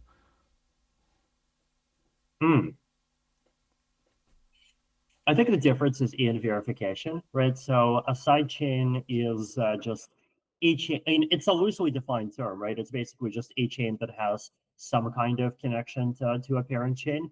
A rollup is, to me, it's specifically a chain where all of the underlying data is posted to the parent chain as opposed to being somewhere else. And the reason why data being posted to the parent chain is important is that it's like actually a critical part of the security property. Like basically, if you imagine, the operator of the rollup, so just like suddenly, disappearing, right? The whole point is that the safety of your coins inside of a rollup are not dependent on anything to do with the rollups, like operator, like ecosystem, multi-sig coin holders, whatever. They're only dependent on the underlying chain, right? And so, like, if the operator disappears, then you need some way to get your coins out, right? And if you don't have the data, then you don't have a way of actually doing that. And like, you don't have a way of actually proving that you have those coins. And so, now there are other ways to achieve like a similar type of guarantee, right? So Plasma is the other really big category, and now we have IntMax, which is doing this like interesting type of hybrid rollup Plasma for privacy. So, but and so with data published on chain, you have this like really strong security guarantee that basically if you have a coin inside of a rollup, then if it's like actually a full rollup and like the trading wheels are taken off and so on, and of course the security of the proof system is correct, then you have a guarantee that you can turn your coin in the side the rollup into a coin on the underlying chain if you want to. What do you think about drive chains on Bitcoin? I basically mentioned the topic previously, but I didn't ask you exactly what you think about the security implications of it. You're going to have the miners securing these chains. So you trust them with escrowing the funds. Right. I think a big part of the philosophy, like to me, has always been that like there's this higher level of trust in the miners, right? Like basically, the way that remember the design is like you have like basically different kind of tiers of block sizes, and then like as a user you can you can verify some of the tiers, or you can also choose to not not verify higher tiers. But then the question is like, well, what happens if there actually is a 51% attack, right? And with if there's a 51% attack, then again, like the thing that you do not want, right, is you do not want the 51% attackers to like actually be able to like steal the coins from inside of like any of these constructions and then turn them into like valid coins on like whatever is the underlying chain. And so here it's this framework where like what even is the sort of the L1 versus like what is higher layers kind of gets a bit blurred, which is interesting. I mean, there's like something that's elegance to that approach, though there's also something that where like there's an aspect where like I would just like prefer knowing like this is like this particular thing is the thing where we agree that we agree on what the validity rules are, and like even 51% of miners can't break them, and then we try to scale past that in ways that 51% of miners also can't break.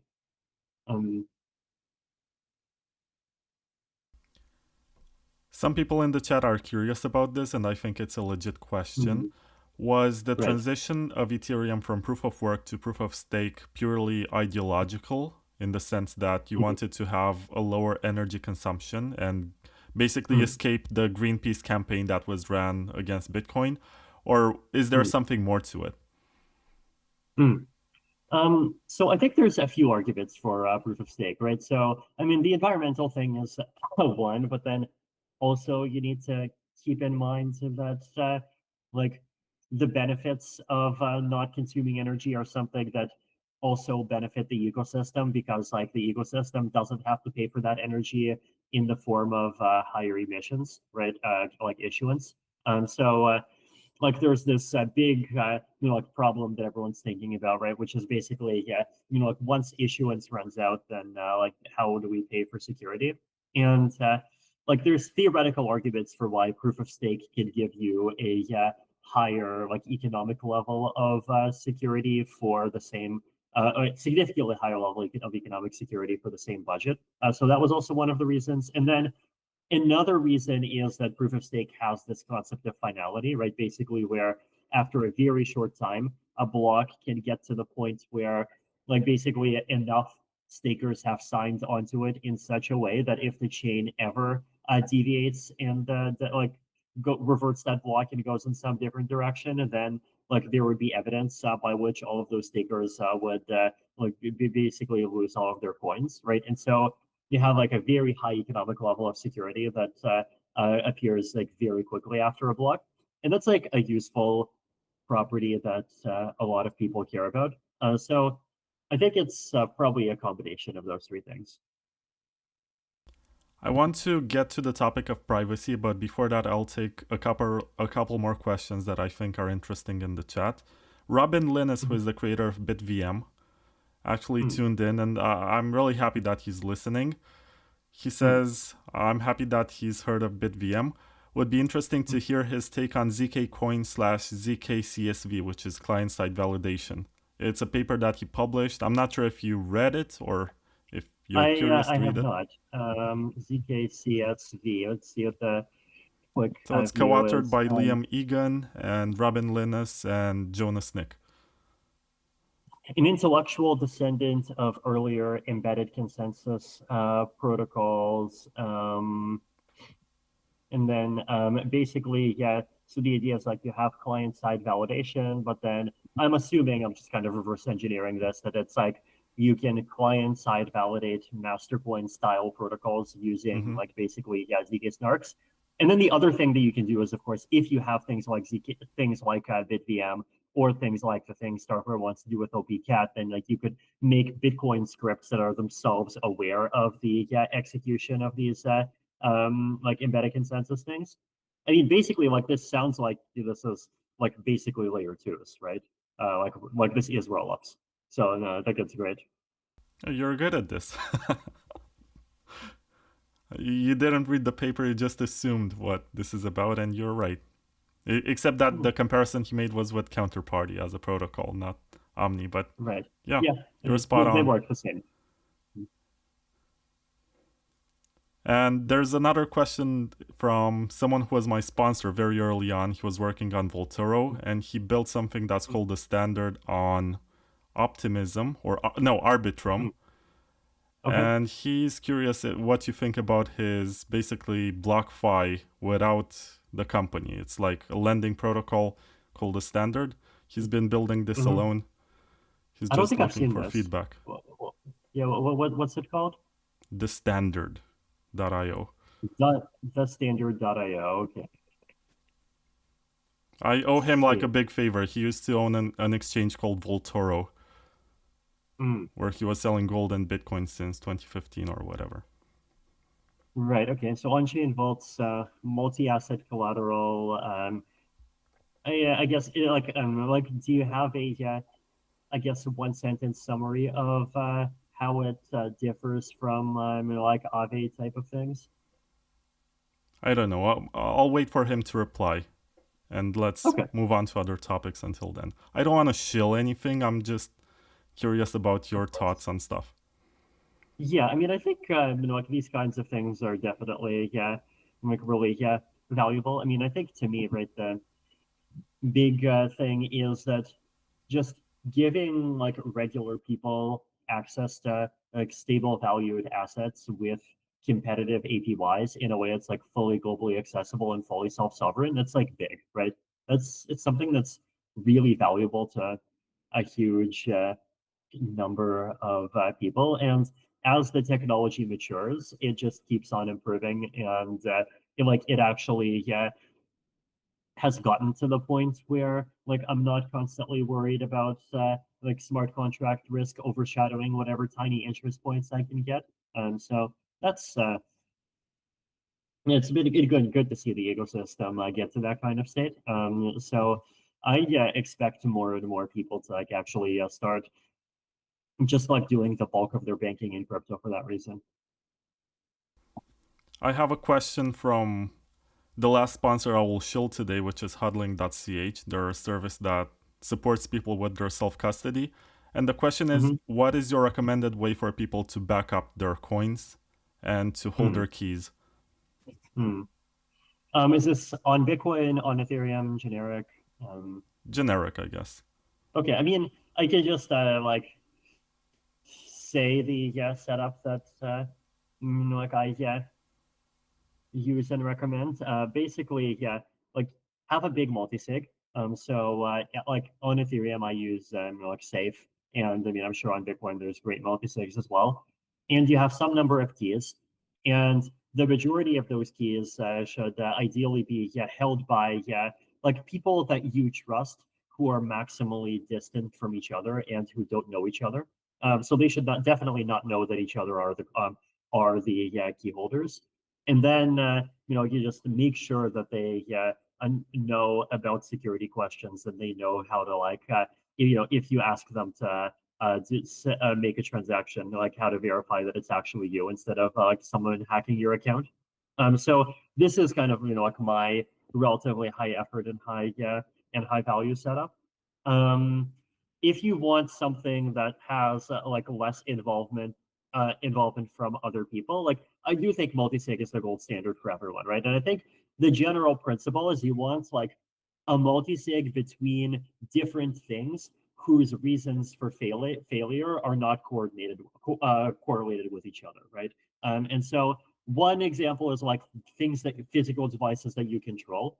One of them is like things that you remember. So like I mean, even like brain wallets could be fine as long as you like actually make sure you remember them. One is other people, institutions if you can. Though I've been kind of sad to see that there actually haven't been many institutions that have been offering this kind of like be part of your multi-sig as a service. I remember back in 2013, I think it was like Ryan Singer had a company that was trying to do that. I forget its name. It's like starting to come back in Ethereum land.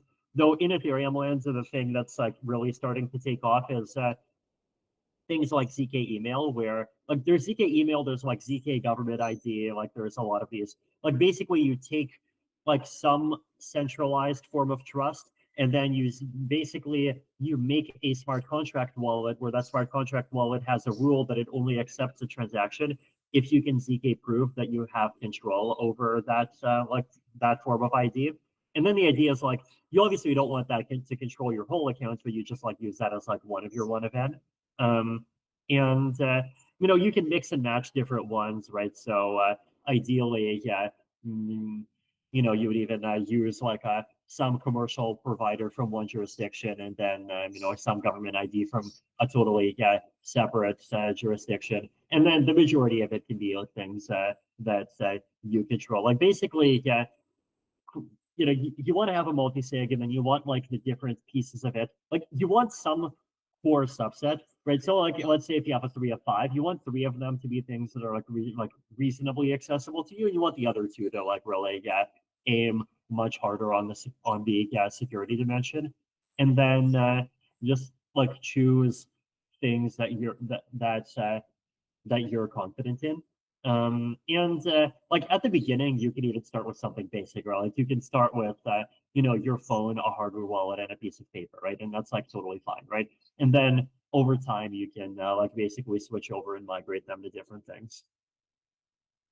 Yeah, sometimes I think in the past I was criticizing Ethereum people for using browser extensions and storing thousands of dollars or even more using these Yeah. without any proper backups. But I think right now it's a lot more professionalized. MetaMask has access with your Trezor or whatever to be able to sign transaction from a third-party device, which most likely is not tampered with. And yeah, I think the industry has come a long way. Also, when I asked Mike Belshi from BitGo the same question, he said that multisig works pretty well. Basically, his whole business relies on it, so it's sort of a big deal. Yeah, multisig has definitely come a very long distance since and I first started talking about it 12 years ago. What was it back in the day? Was it on Electrum or Armory? Or were you just coding it yourself? I'm trying to remember. Like I remember I wrote that article in Bitcoin Magazine where I was like advocating for people to do more multi-sig things. I mean, I remember I actually wrote a multi-sig wallet back in 2013. Because like there weren't good ones back then. Since I remember, I remember the Bitcoin wallet was one of the very early ones that had good UX. I'm not sure what's and then for the Ethereum Foundation's Bitcoin, we like basically did a custom solution with like a lot of custom scripts, and I mean I ended up using PyBitcoin tools a lot for my share of the signing. So like it was definitely like a very OG era back then, but now it's much easier. Yeah, I want to ask you about your views on privacy, but before that, Robin Linus came back with an extra explanation saying that he said ZK CSV when it's actually called shielded CSV. And the advantage is that it decouples ZK CSV transactions from Bitcoin transactions, giving you scalability. I see it. Scalability because the transactions, like, is there some way that the transactions don't actually have to be on chain, or like, do you still have to pay the data cost?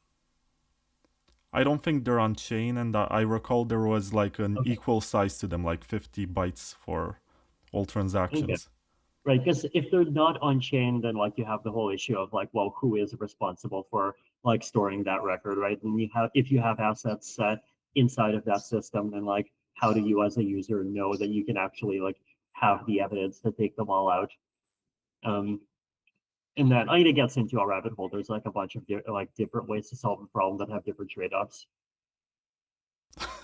It's funny, Robin started typing, but we got to move on to the privacy topic because you wrote a very good article, which I think explains a very deep philosophical truth about privacy, that you don't care too much about it until you realize that it's a bit too late and you wish you had it, you wish you cared about it.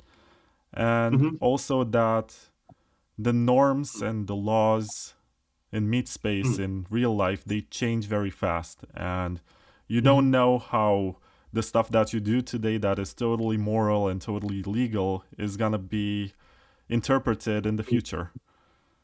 And I like this. It wasn't along the lines of, oh, privacy is normal, oh, I don't have anything to hide, but you shouldn't care about what I do. You presented some very compelling arguments in there, and I recommend people to check it out. It's on vitalik.eth.limo. I don't know why it's .limo, but it's funny. So okay, I can explain that.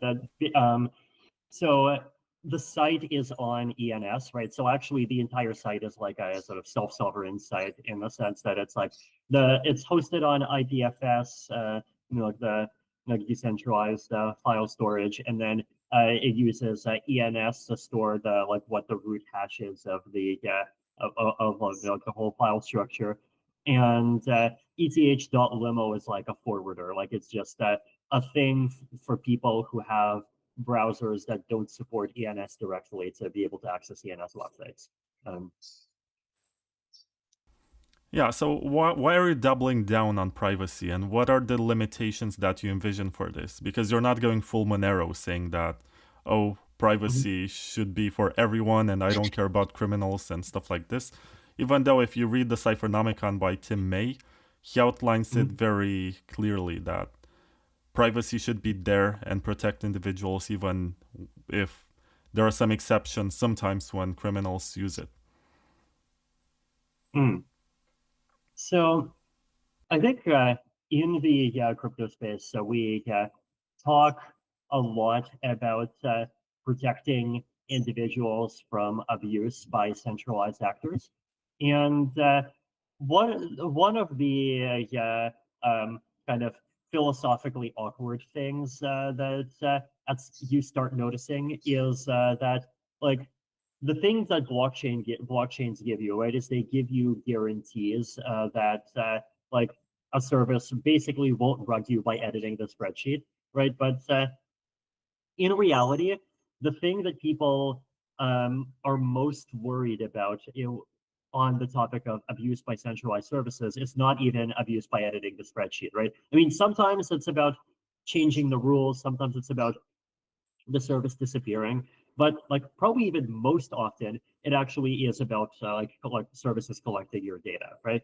So if you think about like the biggest complaints about centralized AI, I mean, one of them is of course that the AI could just rug you by disappearing, and like that has happened to a lot of people's, I mean, like AI girlfriends, which and AI boyfriends, which is definitely sad, right? So you know, if you use AI for that, you should definitely run it locally. But and seek help. Sorry. Yes. The other, but then the really like the bigger one is basically like, hey, OpenAI is getting all of your data, and they're all probably training on it, and you know, if they're training on it, then like they just have no way to guarantee that your personal data is not just like suddenly going to become accessible to some like random cleverly engineered query some like a year in the future, right? And then there's all these concerns about you know, like digital surveillance. And then actually this is an interesting anecdote. So like in the mid 2010s, China started like pushing really hard to push out a lot of like American tech services, right? Like Uber was one example. And like one half of the reason why is of course that, you know, like they want to have like control people through like users doing things through local services. But then there was also another reason that like made that whole push significantly stronger, and that reason was like it actually came from the Snowden revelations, right? Like the Snowden revelations spooked a lot of people because they realized that like, wait, like basically every American tech company is like actually a vector for the US spying on people. And like there was a lot of like people discussing this like within China, and like a lot of discomfort with this. And like that probably was the moment by which sort of US tech companies stopped like being viewed by the world as being sort of like, you might say, sort of basically blockchains, in the sense of like, oh, you know, it's neutral, we don't care who runs it, it's a freedom platform. And then they realize that they're like levers of control. So that and the prospect of like basically US tech companies getting a lot of people's data was like this really big like second argument, right? So even governments are afraid of you know, your data being spied on by the government, right? As the lesson there, right? It's and if you just think about it like practically, right? I think the biggest risk that a lot of people have in terms of abuse from centralized actors just is centralized actors abusing them by selling their data. I mean, you know, like your like location data from phones is being like sold off in all kinds of different crazy ways. Like just all kinds of data could get sold to third parties. It could get hacked by third parties. Like a lot of different things could happen to that data, right? And that and like that's something that like you really wants to be protected against, right? It's also, you know, there's freedom of speech, but then you also want freedom after speech, right? It's like in all of these different situations. Privacy is just like, it's this really key aspect of decentralization and of censorship resistance. And it's something that I think, like, what's interesting is that in the very early cypherpunk days, right, that was highly valued, right? Like eCash, very privacy preserving. Like it was basically considered mandatory that if you're going to create an eCash system, the point is that it's an encrypted eCash system, right? But then in the blockchain era, we just did not know how to do like privacy preserving eCash without a centralized operator until ZK Snarks came along, and ZK Snarks did not exist back in 2008. And so because I think because we did not know how to do it, like our community has just like felt a lot of pressure to sort of devalue it, right? And to basically instead emphasize like, oh, if the bad guys can't edit your spreadsheet anymore. And now, we have ZK Snarks, and so I think like there's no good reason for us to not care about this whole really important big aspect of like freedom and decentralization and censorship resistance. And so we really needs to go back to making it be one of the front and centers of the discussion. Would you say that Ethereum is a cypherpunk project? Because I guess the Blockstream side has been trying for years to frame it as this JP Morgan experiment, Yeah, I think Ethereum has a lot of deep cypherpunk roots to it, and I think both the cypherpunk roots that Ethereum itself created in terms of like things like Tornado Cash happening on it, but also even the influences of a lot of the early contributors, right? Like I definitely like read things including the like work of David Chaum and the crypto anarchist manifesto and all of these. David Friedman's Future Imperfect, I think, also is like has a lot of cypherpunk parts to it. Though, I mean, the thing that I like about David Friedman's work is that I think he has this like trait that I share, which is he doesn't just care about freedom; he also cares about like making society work in the context of freedom being respected. And he just put a lot of like deep work into figuring out institutions that could try to do that. And he also plays World of Warcraft. Yes. See, I mean, games are just like really lovely environments for experimentation in so many ways, right? Yeah, it's I think it's like he even said at one point that this is one of the reasons why he really likes like the idea of having games that they are these like closed environments in which you could try out all kinds of different institutional ideas and then like see how they actually work. And it's like we've arguably even seen some of that, right? Like probably less on the like economic mechanism design and governance side and more on the communication side, right? Like things like Discord, they have their roots in the gaming era, and then a lot of those like that ends up turning into like software for all kinds of companies to use, even like outside of the crypto world. So a lot of that. Also, I think a lot of like free software and open source influence. And one fun thing about Gavin Wood, one of the co-founders from early on, right, is like he did not even come from the Bitcoin side. He came from the free software side.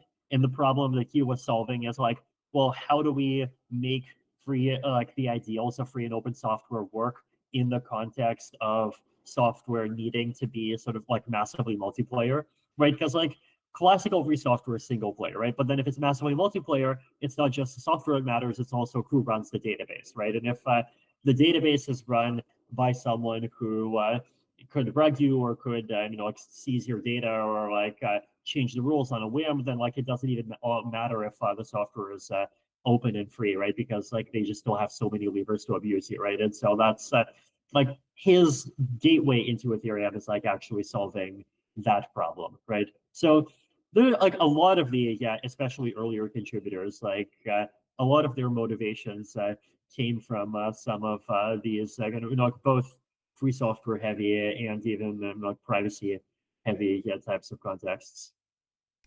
I know that the Ethereum denominations carry the names of cypherpunks, like the DAI, the Finny, And I was Yes. curious if you're able to get any feedback. Of course, not from Finney because you did not launch while he was still alive, but if there is any feedback from David Chom or Nick Szabo or Mm. Wei Dai, Yeah. if they said anything about Ethereum. Yeah, I think I mean Nick Szabo definitely like wrote some very positive commentary. Yeah, at the beginning we had a few email exchanges. Though since then, I think both after the DAO fork and also I think after like we kind of diverged politically, yeah, he's definitely been much I colder on remember that. Ethereum recently. 2018. Yeah, yeah. Let's see who else. Well, thinking of the other denominations. Well, I guess the Gwei is also called the Shannon. Claude Shannon is obviously also not around. Neither are Charles Babbage or Ada Lovelace. Wei Dai, I think we've like actually met him like I think at least once. Though the topic was like more about like AI safety and like AI futurist types of topics rather than Ethereum specifically. I mean, funnily enough, there's a totally different person named Wei Dai who is like kind of involved in Ethereum. I think he runs the D Infra Summit that's happened a couple of times and has some other projects. It's funny how this works because if you read the white paper for B Money, it's very similar with Ethereum. I think it's closer to Ethereum than to Bitcoin, or at least that's my reading of it. Mm-hmm. Were you inspired by B Money when you wrote? I mean, I'm not sure if you wrote the white paper yourself, but I did write the white paper. I was thinking what my inspirations were. I mean, they were definitely like pretty eclectic, I guess. Like a big part of it was just like various like work on like programming languages that I'd personally seen in the years of programming that I had since then. A big also Daniel Suarez's Diamond, that novel is like a really big inspiration for the concept of DAOs. And then of course the original Diamond was AI, and now we actually have AI at a level that can plausibly do those kinds of things. And now we're actually like starting to look into AI DAOs. So I want to ask you a couple yeah. of personal questions because through this interview we had like 21,000 viewers, and most of them in the chat were complaining about the price. I'm scrolling right now, they're just saying price, price, price. Some of them are shilling their own token. But what I want to ask you about, is it difficult to be in this position where everyone expects you to do something to pump the price? And they basically correlate what's happening with ETH, the token, with your private life. I remember at one point in 2017, there was a fake news report that you died or something, and you had to come up with a piece of paper where you wrote the block hash of a recent block to prove that, you know, you're still alive. It's insane what kind of stuff is happening out there, and it sort of sucks that there was also that documentary about Ethereum that somehow turned out to be your biography. And it's unfortunate that you get so much attention, and sometimes it comes at the expense of the project or at the expense of other builders. Yeah, totally. I think this is like one of the challenges that like I've been trying to do over the last couple of years of like how to do a better job of like elevating some of these other people that have been taking on different aspects of Ethereum, and like we're seeing like some of them really come to the front as like very independent actors, right? There's people on research, people on development. I mean, also even people like PCA Versatio has been like pushing on privacy more and more lately. So it's been starting to get some progress, and like I definitely personally, like I definitely don't like having that kind of attention. I mean, it's even like it's bad for me, personally, right? Because it's like when everyone has that many expectations about every single thing I do, and then like I don't have freedom, right? Um, the whole ETH price thing, like I've just come to acknowledge that there's a large group of people for whom that's their primary focus, and like that's the thing that they care about, and like I cannot affect the ETH price any more than like Obama was able to affect the price of gasoline or whatever, right? I mean, for me, it's like even less, right? Because like I have way fewer levers than like Obama did on the U.S. It's like even when like I make significant like announcements that crypto Twitter gets worked up about, like the price doesn't move, right? And so in some ways, like to me, like even that's sort of market acknowledgement of Ethereum's decentralization in some way, right? But there's like basically, especially in the short term, price is like pretty random, and there just aren't many ways to affect it in either direction. And so if you can't affect it, then like you just acknowledge that you can't cater to the kinds of people that like check whether ETH went up or down today. I actually went up. It went up about $50 over the last 24 hours, interestingly enough. But like as a signal of like whether or not Ethereum is doing good or bad, like good or badly in general. I tend to focus on what I can change, and what I can change is basically is Ethereum the kind of ecosystem that's being effective at supporting Ethereum's underlying values? And that's something where I think the answer is, I mean, like being honest, it's definitely sometimes yes, sometimes no. And I'm doing my best at like really pushing so that the fraction of the pie that's yes keeps on growing and expanding. And when now we have lots of functioning privacy protocols on Ethereum, that's a win. Now we have functioning layer twos that are at stage 1, and so they're like halfway to the ladder of being like fully trustless. So that's a win. The L1 gas limit going up and that happening like safely in a way that keeps the protocol decentralized. When that happens, that's a win. The Ethereum protocol not being vulnerable to DOS attacks anymore, that's a win.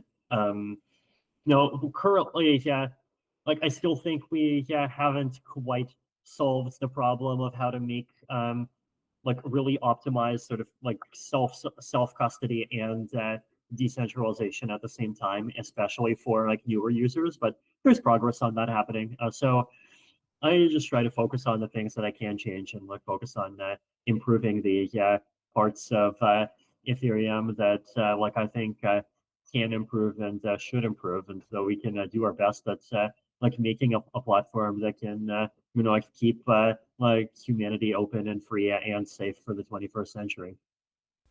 If you look at the Ethereum page from 2014, it advertises some use cases which ironically ended up being focal points of bull markets distinctively. Like if you look at the 2014 page on the Wayback Machine, you're going to see that Ethereum is advertised for enabling decentralized companies, and there was this DAO moment in 2016 or something for allowing art to be tokenized, and that there was the NFT mania, and there was also something about being able to do Kickstarter style fundraisers, and we had the ICO moment in 2017 and 2018.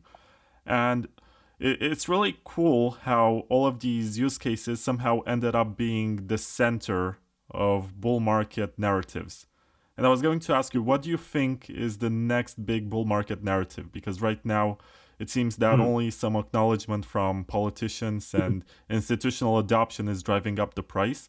But there is not something coming from within the community for use cases which are like fashionable, like NFTs were 4 years ago or something. Which one do you think is the next bullish narrative? So I expect that Ethereum is going to bifurcate in the application layer into kind of scaling proven use cases, and then doing like really interesting and cool things. And so, like to me, the big proven thing that Ethereum has is the DeFi ecosystem, and like even just like as we mentioned, right, the fact that you can do things like like hold stable coins, and I mean if you want to, like you could even hold the algorithmic ones, and so you personally don't have risk of getting rugged by like one of them. And like actually getting competitive interest rates. That's like a product that a huge number of people in the world want. And then if you're holding ETH, then like that's you're also effectively benefiting from the ecosystem of other people doing that, right? And then at the same time, there's the ability to easily move between different tokens, the ability to do like all kinds of more complicated things, even just like hold them effectively. Yeah. So that to me is something that's like starting to be proven for Ethereum, and there's just like a large group of base of people that do this kind of thing quietly, and I think an even larger base of people that can do it if the technology is improved to the point where it can be like really effective and just like really easy for people to participate. And like I expect, right, that we're entering this period of greater political instability where like basically I don't think there's any country in the world that has a zero chance of like basically becoming the next Argentina in terms of the kinds of stuff that a desperate government does to its people's finances to try to stay afloat, right? So like I saw I recently like basically I asked like GPT to just quickly tell me like what is the volume of DeFi hacks divided by what is the TVL of DeFi, and the answer is it's like basically 0.5%, right? And then if you stick to conservative protocols, it's like less than 0.1%. Like I think at this point for any single country going forward for the next decade, like the chance per year that you will be rugged by some kind of crazy political move is very plausibly greater than 0.5%, right? So like I think there's just like a very valid thing there that like we have that's very usable to a huge number of people. So I think that's one. And then there are obviously other things that are happening that are super fascinating, like prediction markets are.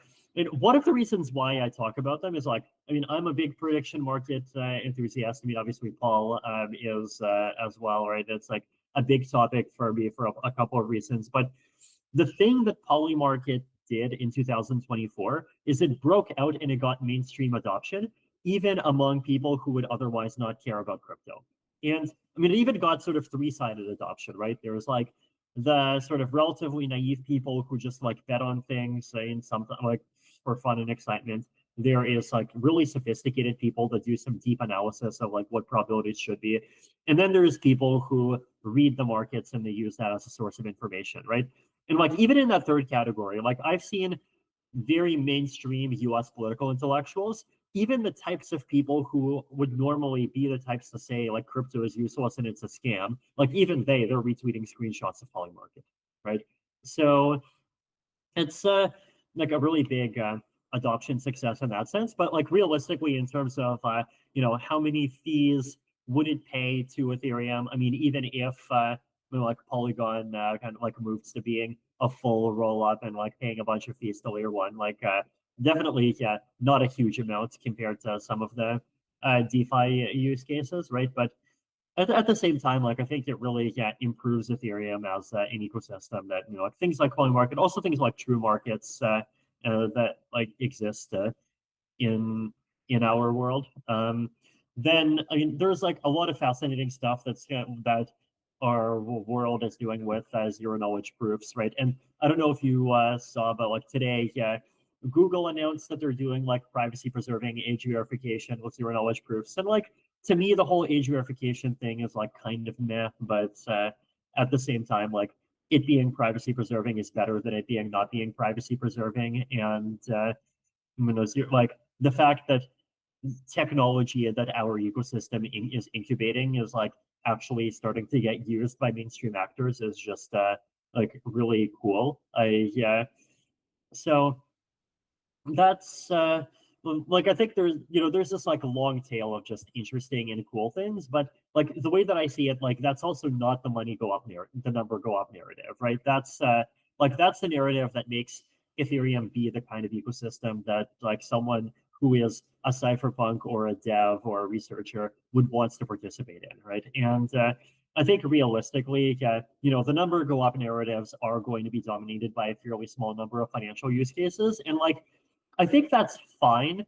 I think that's fine if they are honorable financial use cases, right? Because over the last 6 months, like we've seen a huge amount of what I would call very dishonorable finance, right? Like there was a lot of these, like I think like meme coin things where like I'm definitely not against all meme coins by far, right? Like I've been a Doge fan and a Doge supporter for a decade, right? But like the type that sort of go up and down within like 12 hours and like effectively they have sort of like they they don't feel like good food, they feel like heroin, you know what I mean? Like that kind of stuff I think is less honorable, and just also especially like political meme coins, because I think like that just turns into like basically a political corruption vehicle. So that like if Ethereum succeeded by being the home of that kind of stuff, then like I would be unhappy. But if Ethereum succeeds by being the home of just all kinds of people in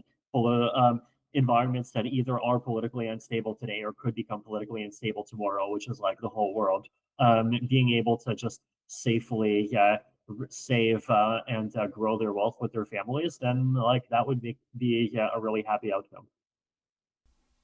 Yeah, I mean, these are use cases which I guess were not envisioned in the original design from a decade ago. Indeed. Mm-hmm. And it's cool that you keep on shipping code and building stuff. And yeah, the poly market phenomenon is really incredible. And the way it was used during the US elections was mind blowing. And even Bitcoiners embraced something that's built on Ethereum. The same guys who otherwise say, oh, Ethereum is an unregistered security or whatever they like to say, they basically said, this is legit. This is something that we're interested in using. And I feel sorry for asking you this so late into the interview, but I've been meaning to.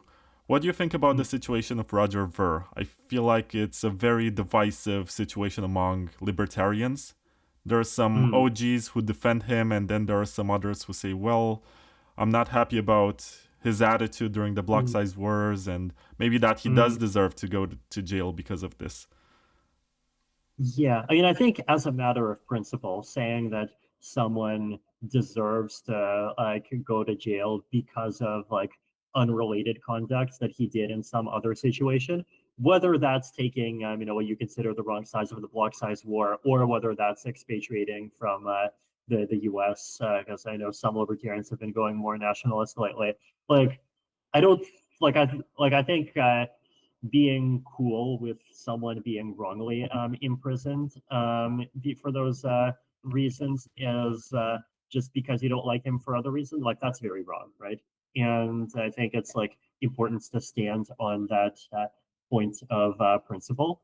And I mean, I have like looked somewhat at his case, and my my impressions are in like these kinds of situations. There's obviously like all kinds of information on that's like hidden for a long time. There's a lot of things that are not visible, right? But like if like his case is basically that he tried to comply, and he the coins that they were going after him for were coins that he like gifted to his wife like even like before the whole expatriation, and the like basically that he did his best to like honestly comply with a law, despite that law, in my opinion, being fundamentally unreasonable, right?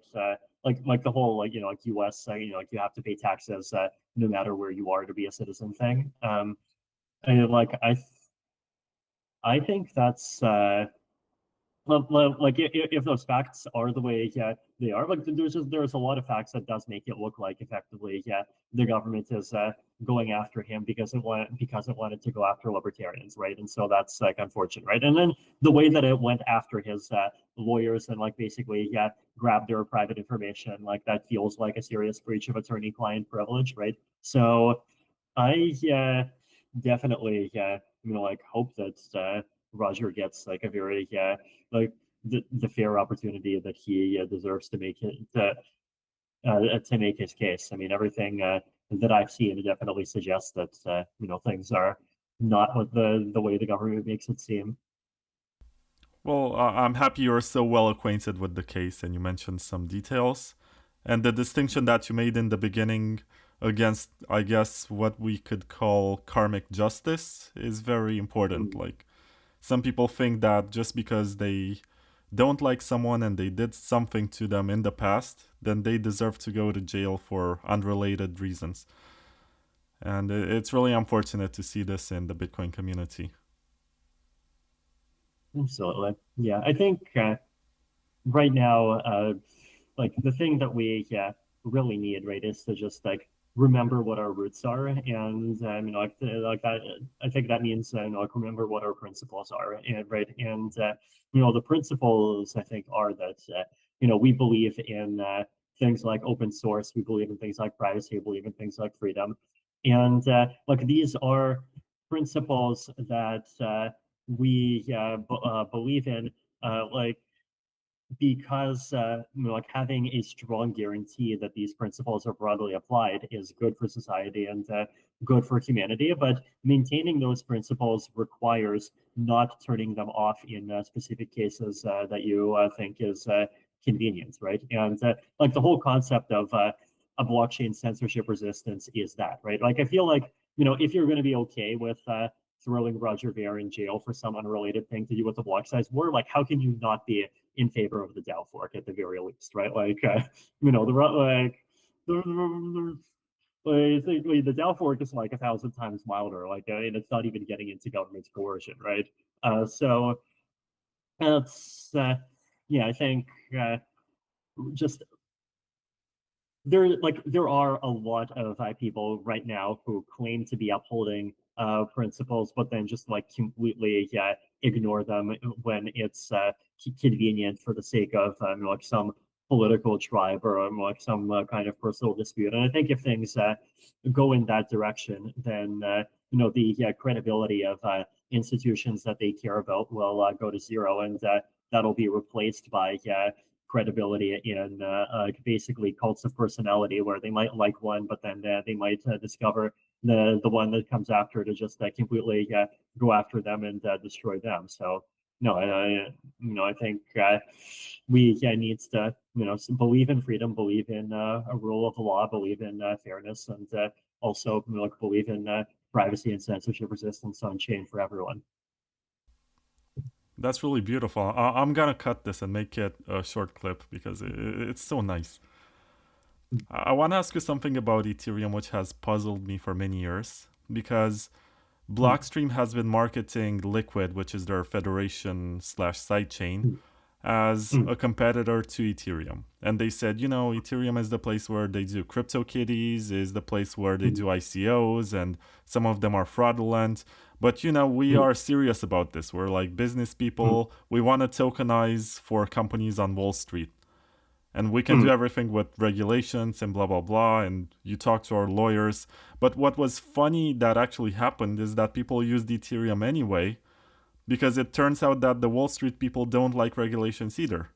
Or they think they're maybe too much and they don't want to deal with them. They would rather build in a permissionless way. So to me, it's been very funny. Like, why do you think this happened? Is the world waking up to the cypherpunk ideology?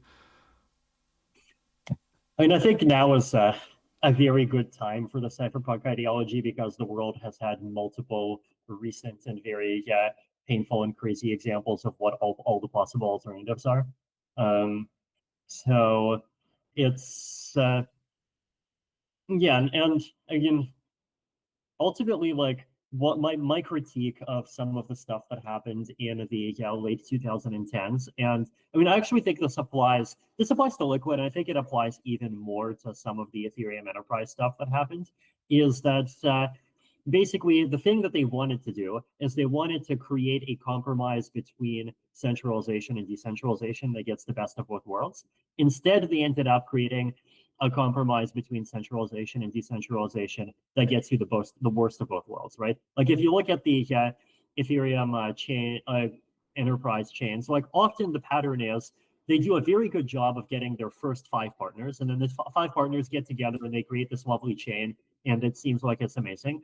But then when it comes time to expanding from 5 partners to 25 partners, nobody else is interested. Why? Because they don't want to join an ecosystem that's dominated by like the first 5 major banks, right?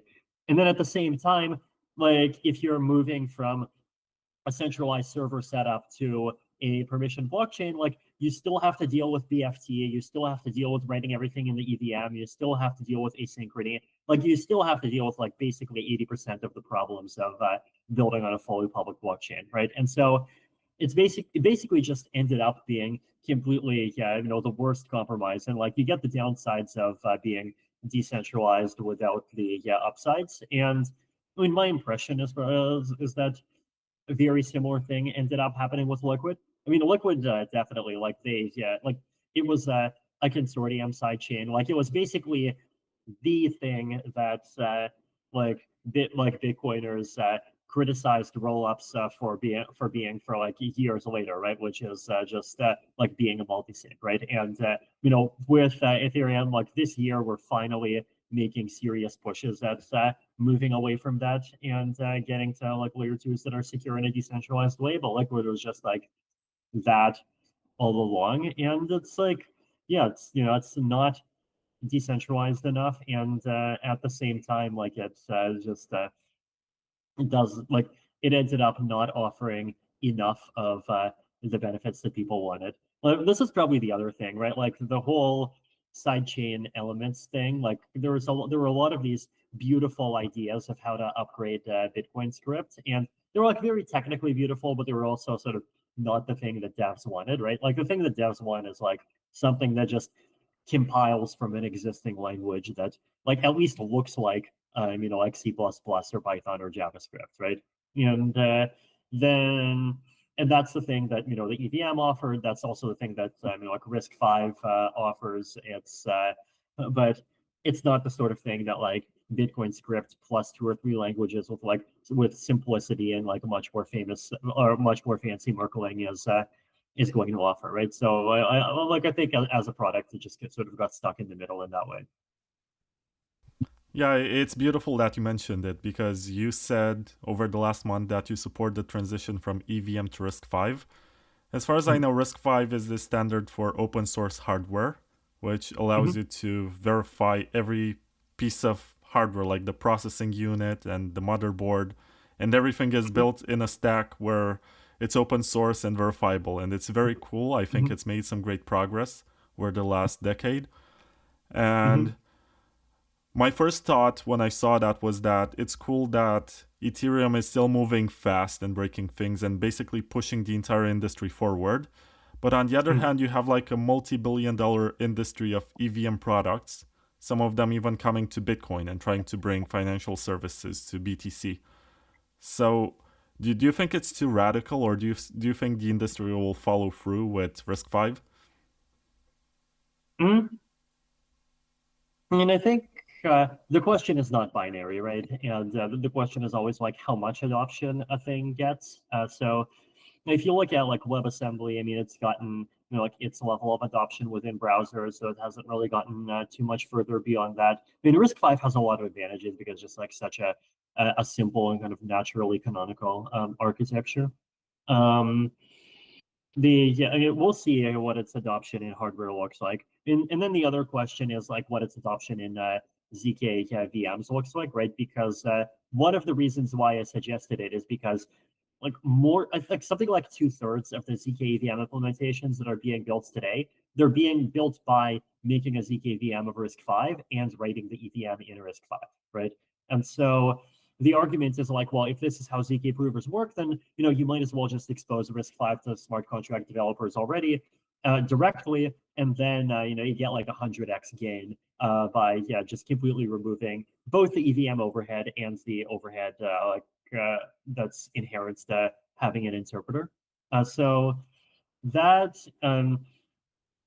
is it's like really nice, right? Then the question, of course, is like, ZK proving is still a rapidly moving space. Is it going to be even more different in 2 or 3 years? And I guess we'll see.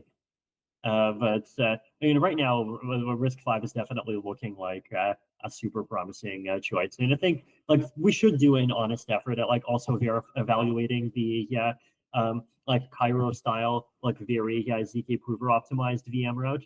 Though the challenge with that is that like often if the prover tech changes, then the VM that's optimized for the previous prover often ends up being like worse on the next prover than it does on RISC-V, right? Like that was definitely true for like the 256-bit stuff. And so now the question is like if we make something that optimizes around like say like 32-bit prime fields, like koala bear is like the big one right now. I think it's like 2 to the 31 minus 2 to the 24 plus 1 or something like that.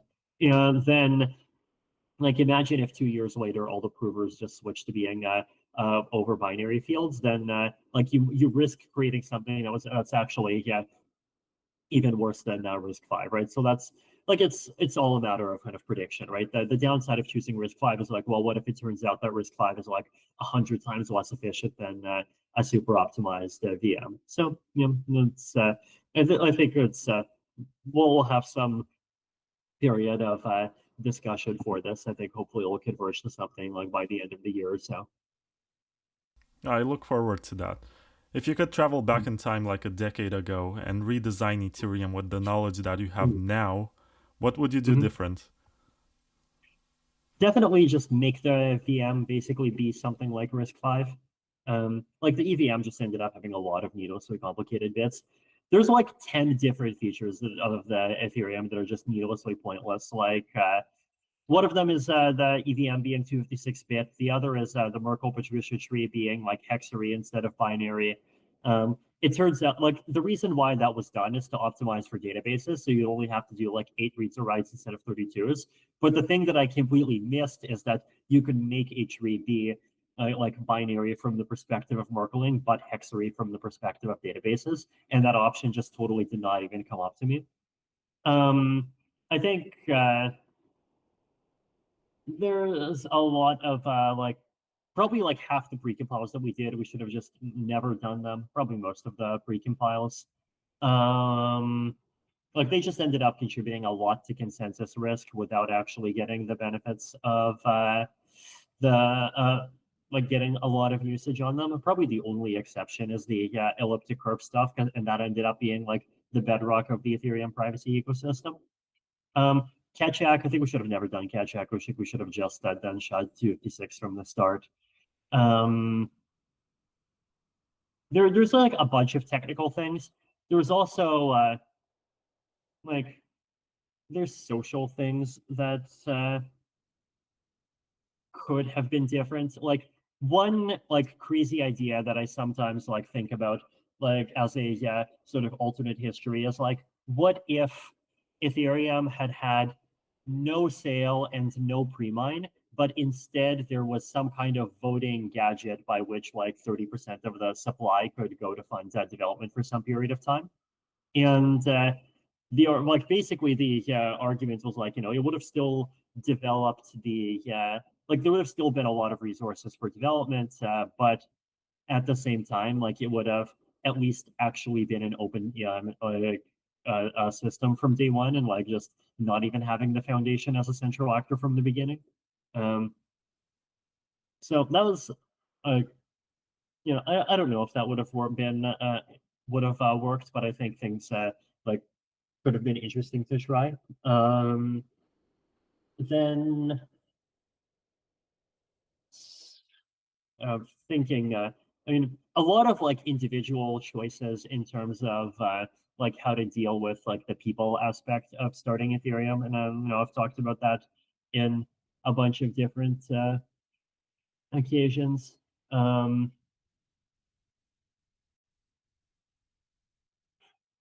the proof of stake, I think like we should have gone with a simpler and crappier proof of stake at the beginning, because like we just ended up spending way too much effort on an overcomplicated protocol that's like actually ended up having quite a few security issues. And so now we're actually going into single slot finality. And so now we have a lot of this research around like an optimized protocol that's like gets you the same kinds of properties in terms of like finalizing, but the chain also being able to continue if a lot of nodes go offline. and I made an implementation of it, and it's like only like the full thing is like 300 lines of code. So that's like basically I think we should have done something simpler instead of trying to like over optimize and ending up creating something that like needs to be replaced anyway. Yeah, like basically there's just a lot of little things. Also I think for privacy, and the challenge with caring about privacy at the beginning was like we did not have zero knowledge proofs, right? But I mean, I guess we very plausibly could have had in a privacy ecosystem that started off being sort of Monero-like with ring signatures and then upgraded to Synarchs over time. I also think we should have started much earlier on the wallet side of privacy, like basically making it like a more default experience inside of wallets. Like that could have. There's a lot of things where I think one of our biggest weaknesses is like we haven't paid enough attention at the wallet layer, right? I think it's true even today, right? Like a lot of people have these big complaints about like cross L2 interoperability, and like I look at them, and over half of the time, the thing that they're complaining about is a UX issue. So had we like done more at the wallet layer, that like a lot of things about Ethereum could have been much better than they could otherwise have been. Like even the whole 2-click to trade thing, like obviously there's like EIP 7702 fixes that it makes it not necessary, but there's ways that the like wallets could have been designed better to make that a one-click experience for users as well, right? So just a lot of those kind of little things. Today, WBTC on Ethereum, which is a wrapped token, is like 100 times bigger than Lightning Network, and Liquid and Rootstock, and it seems to be a pretty popular choice for people wanting to do DeFi with their Bitcoin. And I was going to ask you, first of all, would you say that Ethereum is a layer 2 to Bitcoin under these circumstances? And secondly, do you see this use case becoming more popular in the future? Well, it's technically not a layer 2 because you don't have verification, right? But I guess in that circumstance, Ethereum is a sidechain to Bitcoin, yes. And looks if Bitcoin DeFi happens, then Bitcoin will also be a sidechain of Ethereum, which is pretty fun. But then remember it's definitely interesting to see those use cases take off more. I mean, the one thing that I wish for is definitely for them to be stronger on the trustlessness side, right? Because I think right now it's like basically a multi-sig, and then like I think didn't like it get bought by Justin Sun recently or like something like that, right? And like I think you want something that where the security like doesn't depend on knowing who the operators are, and like increasingly that kind of thing is actually possible with the technology. And so I think like there just needs to be some team to just go and actually build it. Do you see Bitcoin and Ethereum being complementary or friendly with each other, or are they actively competing for users and use cases? I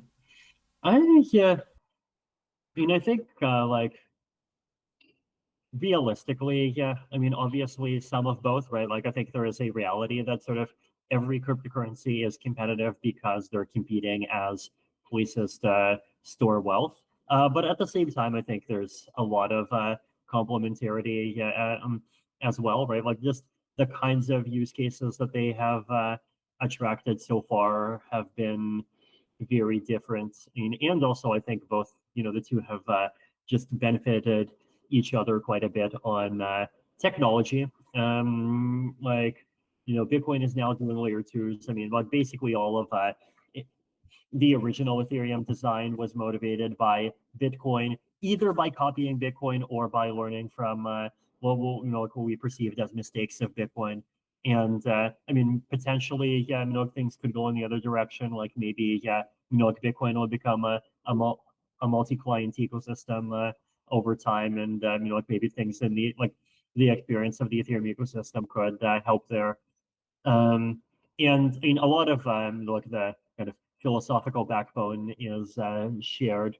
Also, just the a lot of like the institutional kind of backbone of the making sure that cryptocurrency stays easily accessible to people. Like remain like that stays legal. Like stays like having a friendly regulatory posture. Like I think there's a huge number of common interests there. There's a huge number of common interests also in like cypherpunk values lower down the stack, right? So ultimately, secure like your coins are not your coins if you don't know if the hardware is going to rug you, right? So you have to think about that. Think about the operating system. You don't know if you don't know if the operating system is going to rug you, right? Think about like programming languages. So peer-to-peer networking, right? Like peer-to-peer, like I think the needs of are very similar. So like there's a lot of common interests, and I think like more collaboration across those common interests would definitely be really great to happen too. This question is going to be much more direct because I guess for a number of years there are people who built a platform basically vilifying you and calling you the king of shitcoiners and whatever. But the question is, do you still hold and use Bitcoin? Would you describe yourself a Bitcoiner? Yes, I still hold Bitcoin, and I still I have sent and I still have used it. Actually, I think I have like literally, I believe within the last couple of months, I've actually sent a Bitcoin transaction to pay for, I forget what it was. I think it was either a Namecheap subscription or like it was some kind of subscription. So yeah. Have you tried the Lightning Network? Because some people say this is the gotcha, right? It's the end to all altcoins. Right. I mean, I actually have not yet. And I think I've been like waiting to see like it's solve its problems, like you get enough adoption to get to a point. I mean, is there like a Lightning, like just like a desktop like Lightning friendly wallet that you could recommend? I mean, I'm happy to just like Well, I would download say it and so try. on mobile, the one that Mhm. is non-custodial and works pretty well. There are a bunch of them. There's Phoenix and there's Mhm. Blixt. I think Blixt is more Okay. nerdy, has more options. Phoenix Okay. is, I think, more popular because async has one of the largest nodes on the Lightning Mhm. Network.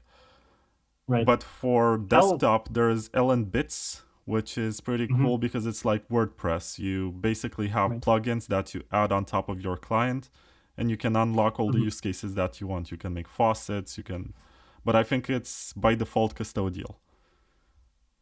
Right. How standardized is the like I guess like payments experience? Like if I pay for something with Bitcoin that accepts Bitcoin, like what would be the like whether it's like something like Namecheap or like paying for plane tickets. Actually, that's also one of the use cases because like you'd be surprised how often credit cards all break at the same time if you're a nomad. Um, like what's the probability that they'll accept Namecoin or accept the Lightning in a way that all of the different Lightning wallets would be able to interoperate with? Well, I think it's been pretty standardized at this point. You're Okay. describing issues that were true like Mhm. 6 years ago or something. Oh, six. Okay. Okay. Even Then I think most wallets right now on mobile they let you do submarine swaps, meaning that they go from Lightning to on-chain if you scan an right. on-chain address. Right. Okay. No, that's I mean that's good. Yeah. No, I definitely have not like looked at the like practical day-to-day use of Lightning recently. Definitely is one of my faults. I will make it one of my top priorities then. It's I think whatever uses BTC Pay as opposed to mhm. centralized payment processors is also using Lightning because it's very easy to integrate. At the same time, it's difficult for the operator to run a Lightning node, and that's Mm. another issue because Right. the network became more centralized with LSPs, which is Lightning Service Providers, and Yep. Yep. they take Yeah. fees. basically it went back to the same issue that they were trying to solve with intermediaries taking fees. I think I'm responsible for paying one of the biggest fees on the Lightning Network last year when I bought my car. I basically sent coins from Lightning to Kraken using Lightning, and I paid like $50 for a transaction fee, which is ridiculous. I could have paid much less on chain. But there are some advantages to using Lightning, which is finality and also fungibility. Because sometimes in Bitcoin, and this is an issue, I think about this a lot. I receive donations to my addresses on my website, and then I use Coinjoins because I don't want to have these coins associated with any identity, you know? And I'm concerned at the same time because I see, for example, North Koreans using mixers and stuff like this, and I have no idea what my coins are going to catch. So I put them on the Lightning Network and I pay with this because it becomes more fungible. It's sort of a very complex workaround. I'm not very happy with it. I wish it was much simpler. But I think it's the use case that works for having Bitcoin privacy right now. Right. Yeah, that's good. I mean, one of them, yeah, I mean, I remember reading like in Roger Vere's like book, he complained about like some of those intermediation aspects of Lightning and just like the difficulty of like people running their own 24/7 box. But I mean, it's not. But making any of these kinds of things work well is like really hard, right? Like even like with rollups, like it's basically been now 5.5 years since the roadmap started, and we're just getting stage 1 layer 2s now. So hopefully, they'll get to stage 2 over the next year as well. I mean, one of the things that we've been thinking about for a while is like how we can make it easier for more people to run always on boxes. And like boxes, like computers that do some kind of service that just depends on them staying online. But this has like a lot of use cases, right? Like a Lightning node is one, Ethereum staking is one, and then AI is the other one, right? And I mean, I can get you in contact with the Start9 people. There is the CEO, I know him very well. He's been on the show, and he basically has this box that has also like a marketplace from which you download applications that you want to run. It has Bitcoin Core, it has Lightning clients of your choice, it has AI, it has a Monero node if you want that, but they don't have anything Ethereum yet.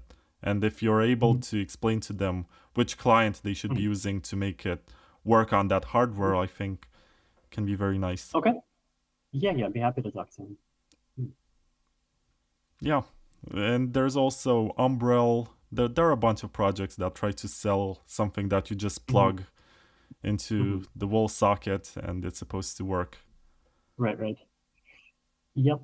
Yeah. I mean, I've seen some, like providers like this. They've been around for a while. I think there's like Freedom Box was one from back then. So it's definitely good to see it becoming more mature. Maybe it's the sort of thing where there's just once there's enough of a critical mass of applications, then it just like flips from being like a hobby that you forget about to just suddenly being a very viable thing.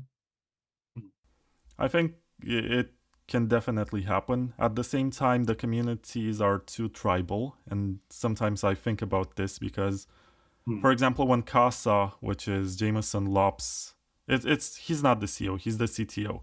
There's someone else who is in charge there. But when he announced on Twitter that there's going to be support for Ethereum and other ETH assets, there was a backlash and people called him a traitor and stuff like this. And I guess some companies are afraid of basically losing this purity argument and saying that they're Bitcoin only.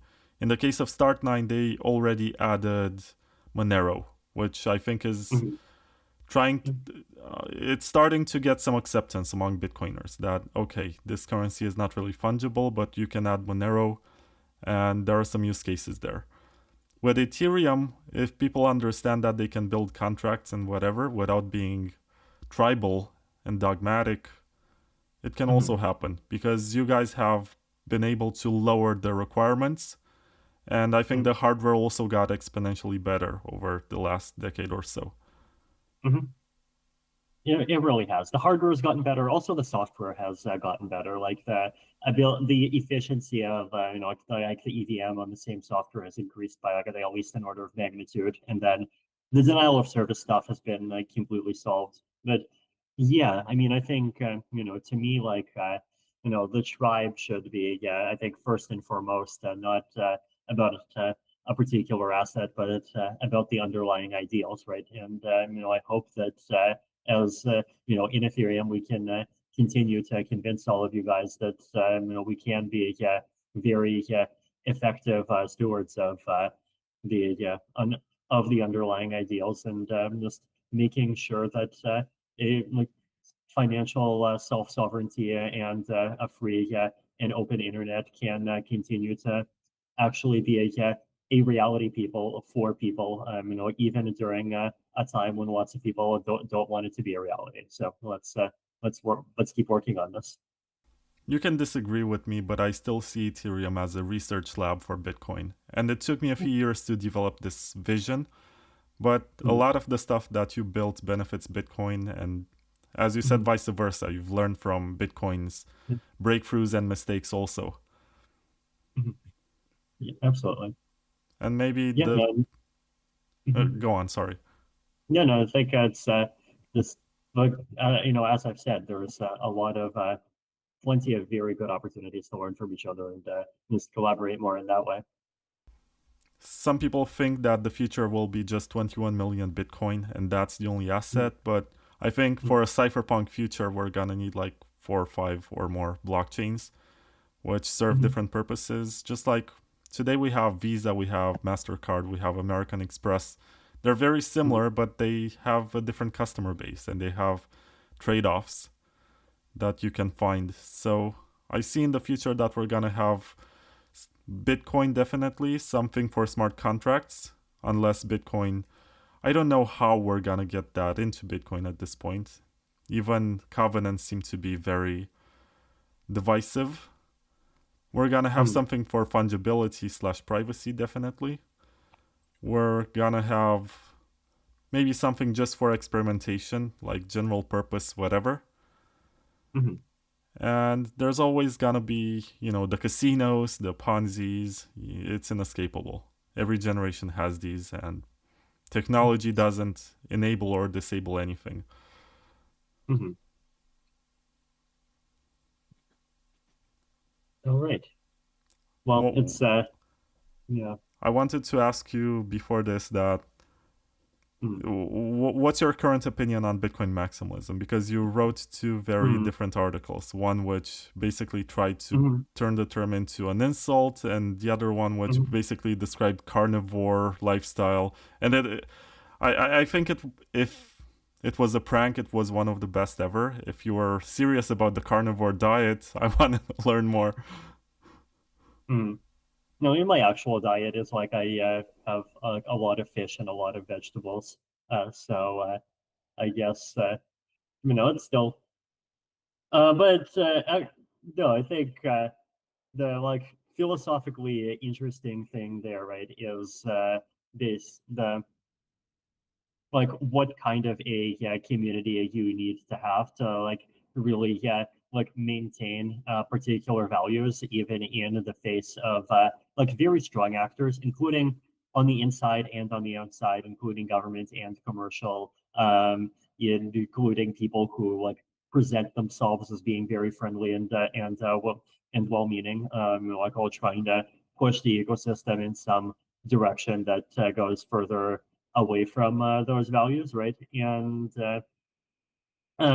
look, these are problems that like Bitcoin had to face. I mean, I think these are problems that like Ethereum has to face as well, right? And I think if there isn't a contingent of Ethereum culture that's like very strongly pushing for like decentralization, privacy, censorship, resistance, then like there is a very natural way in which the ecosystem could just like slide into being a corporate chain where we sort of accept intermediaries out of pragmatism, and then they get enshrined forever, and then suddenly we don't have self-sovereignty anymore. I mean, the challenge, of course, is there is such a thing as autoimmune diseases, right? And there's definitely a huge number of like very smart people that can be repelled by maximalism, right? And there's like a challenge in getting kind of the good parts of that without the bad, right? Like basically, like having a culture that is like strong without being cruel, and I think that is possible, and I think like that is the sort of thing that Ethereum definitely needs more of, and I mean I think like Bitcoin definitely really needs needs as well. And I think. I mean, like probably the like the failure modes are a bit different, right? Like I would say, like though in the Bitcoin case, it has been interesting to see some of these kind of newer attempts at co-opting, right? Things so like like basically Sailorism, right? It's like, hey, like people's ability to self-custody doesn't actually matter. Like let's let just Bitcoin be a fully institutional asset.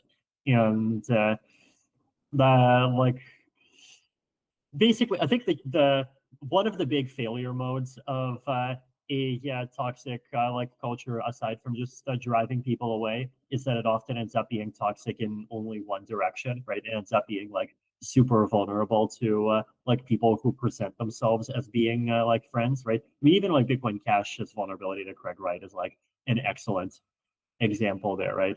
It's it was the thing that Scott Alexander in one of his posts a long time ago he described it as the 50 Stalins critique, which is basically his argument is like, oh well, actually in the Soviet Union you had plenty of room to disagree with the government. Like you could totally say like, hey, I think Stalin is great, I think Stalin is amazing, we just he's so amazing that really the biggest problem is that we don't have 50 Stalins that are running and making the Soviet Union 50 times greater.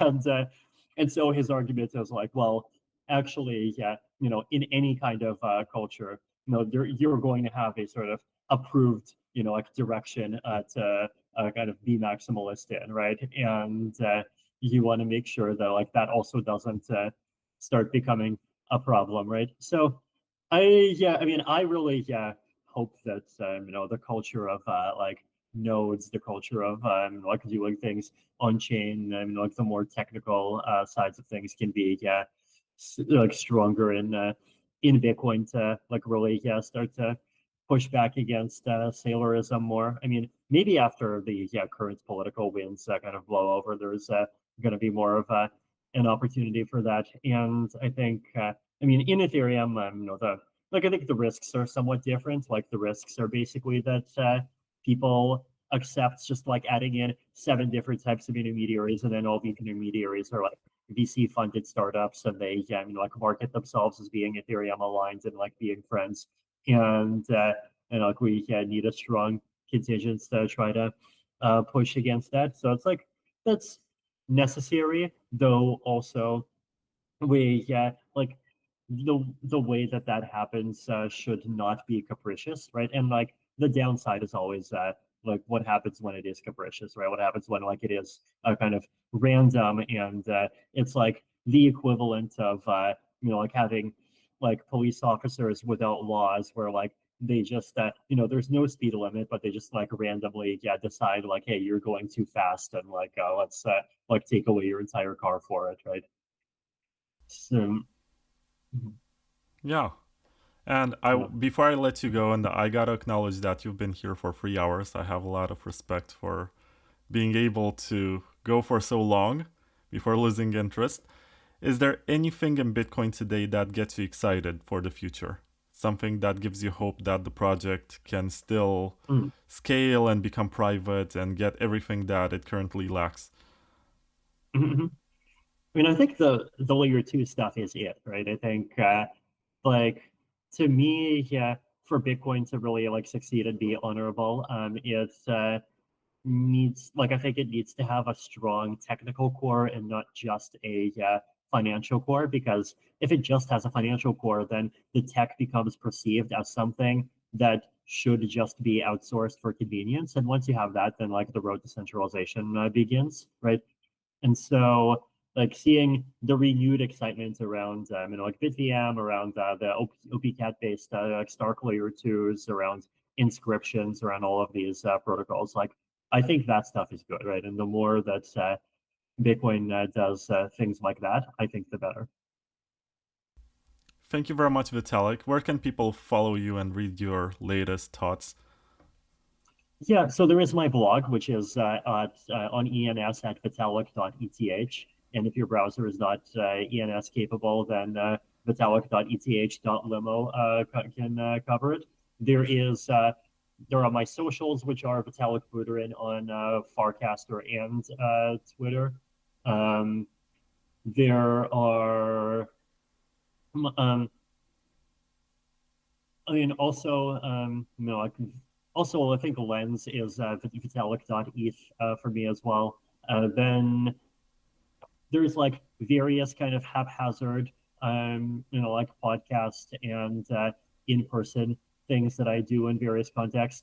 Also writings in other places. So Ethereum Magicians and ETH Research are very big ones. And I think you should also follow those to see some writings by other people about Ethereum. So no, I'm definitely in many different places online and offline. Thank you very much, Vitalik. Come to ETHDAM next week if you can, but don't give an answer because your OPSEC should not be compromised if you want to join. Thank you to everyone who listened to this. It's been a pretty high number, 33,000 people. Thank you very much for tuning in. And thanks to the sponsors, once again, Citrea, Layer 2 Labs, SideShift, Bitcoin.com News, Nuance.com, and Huddling.ch. Thank you very much. I'll see you next week with an interview with Portal, which is this sort of Layer 2 solution that's trying to do swaps between Ethereum and Bitcoin with the Lightning Network. I don't know how that works. I'm going to learn from them next week. And I guess good night. It's 5 a.m. here already. Yes, good night.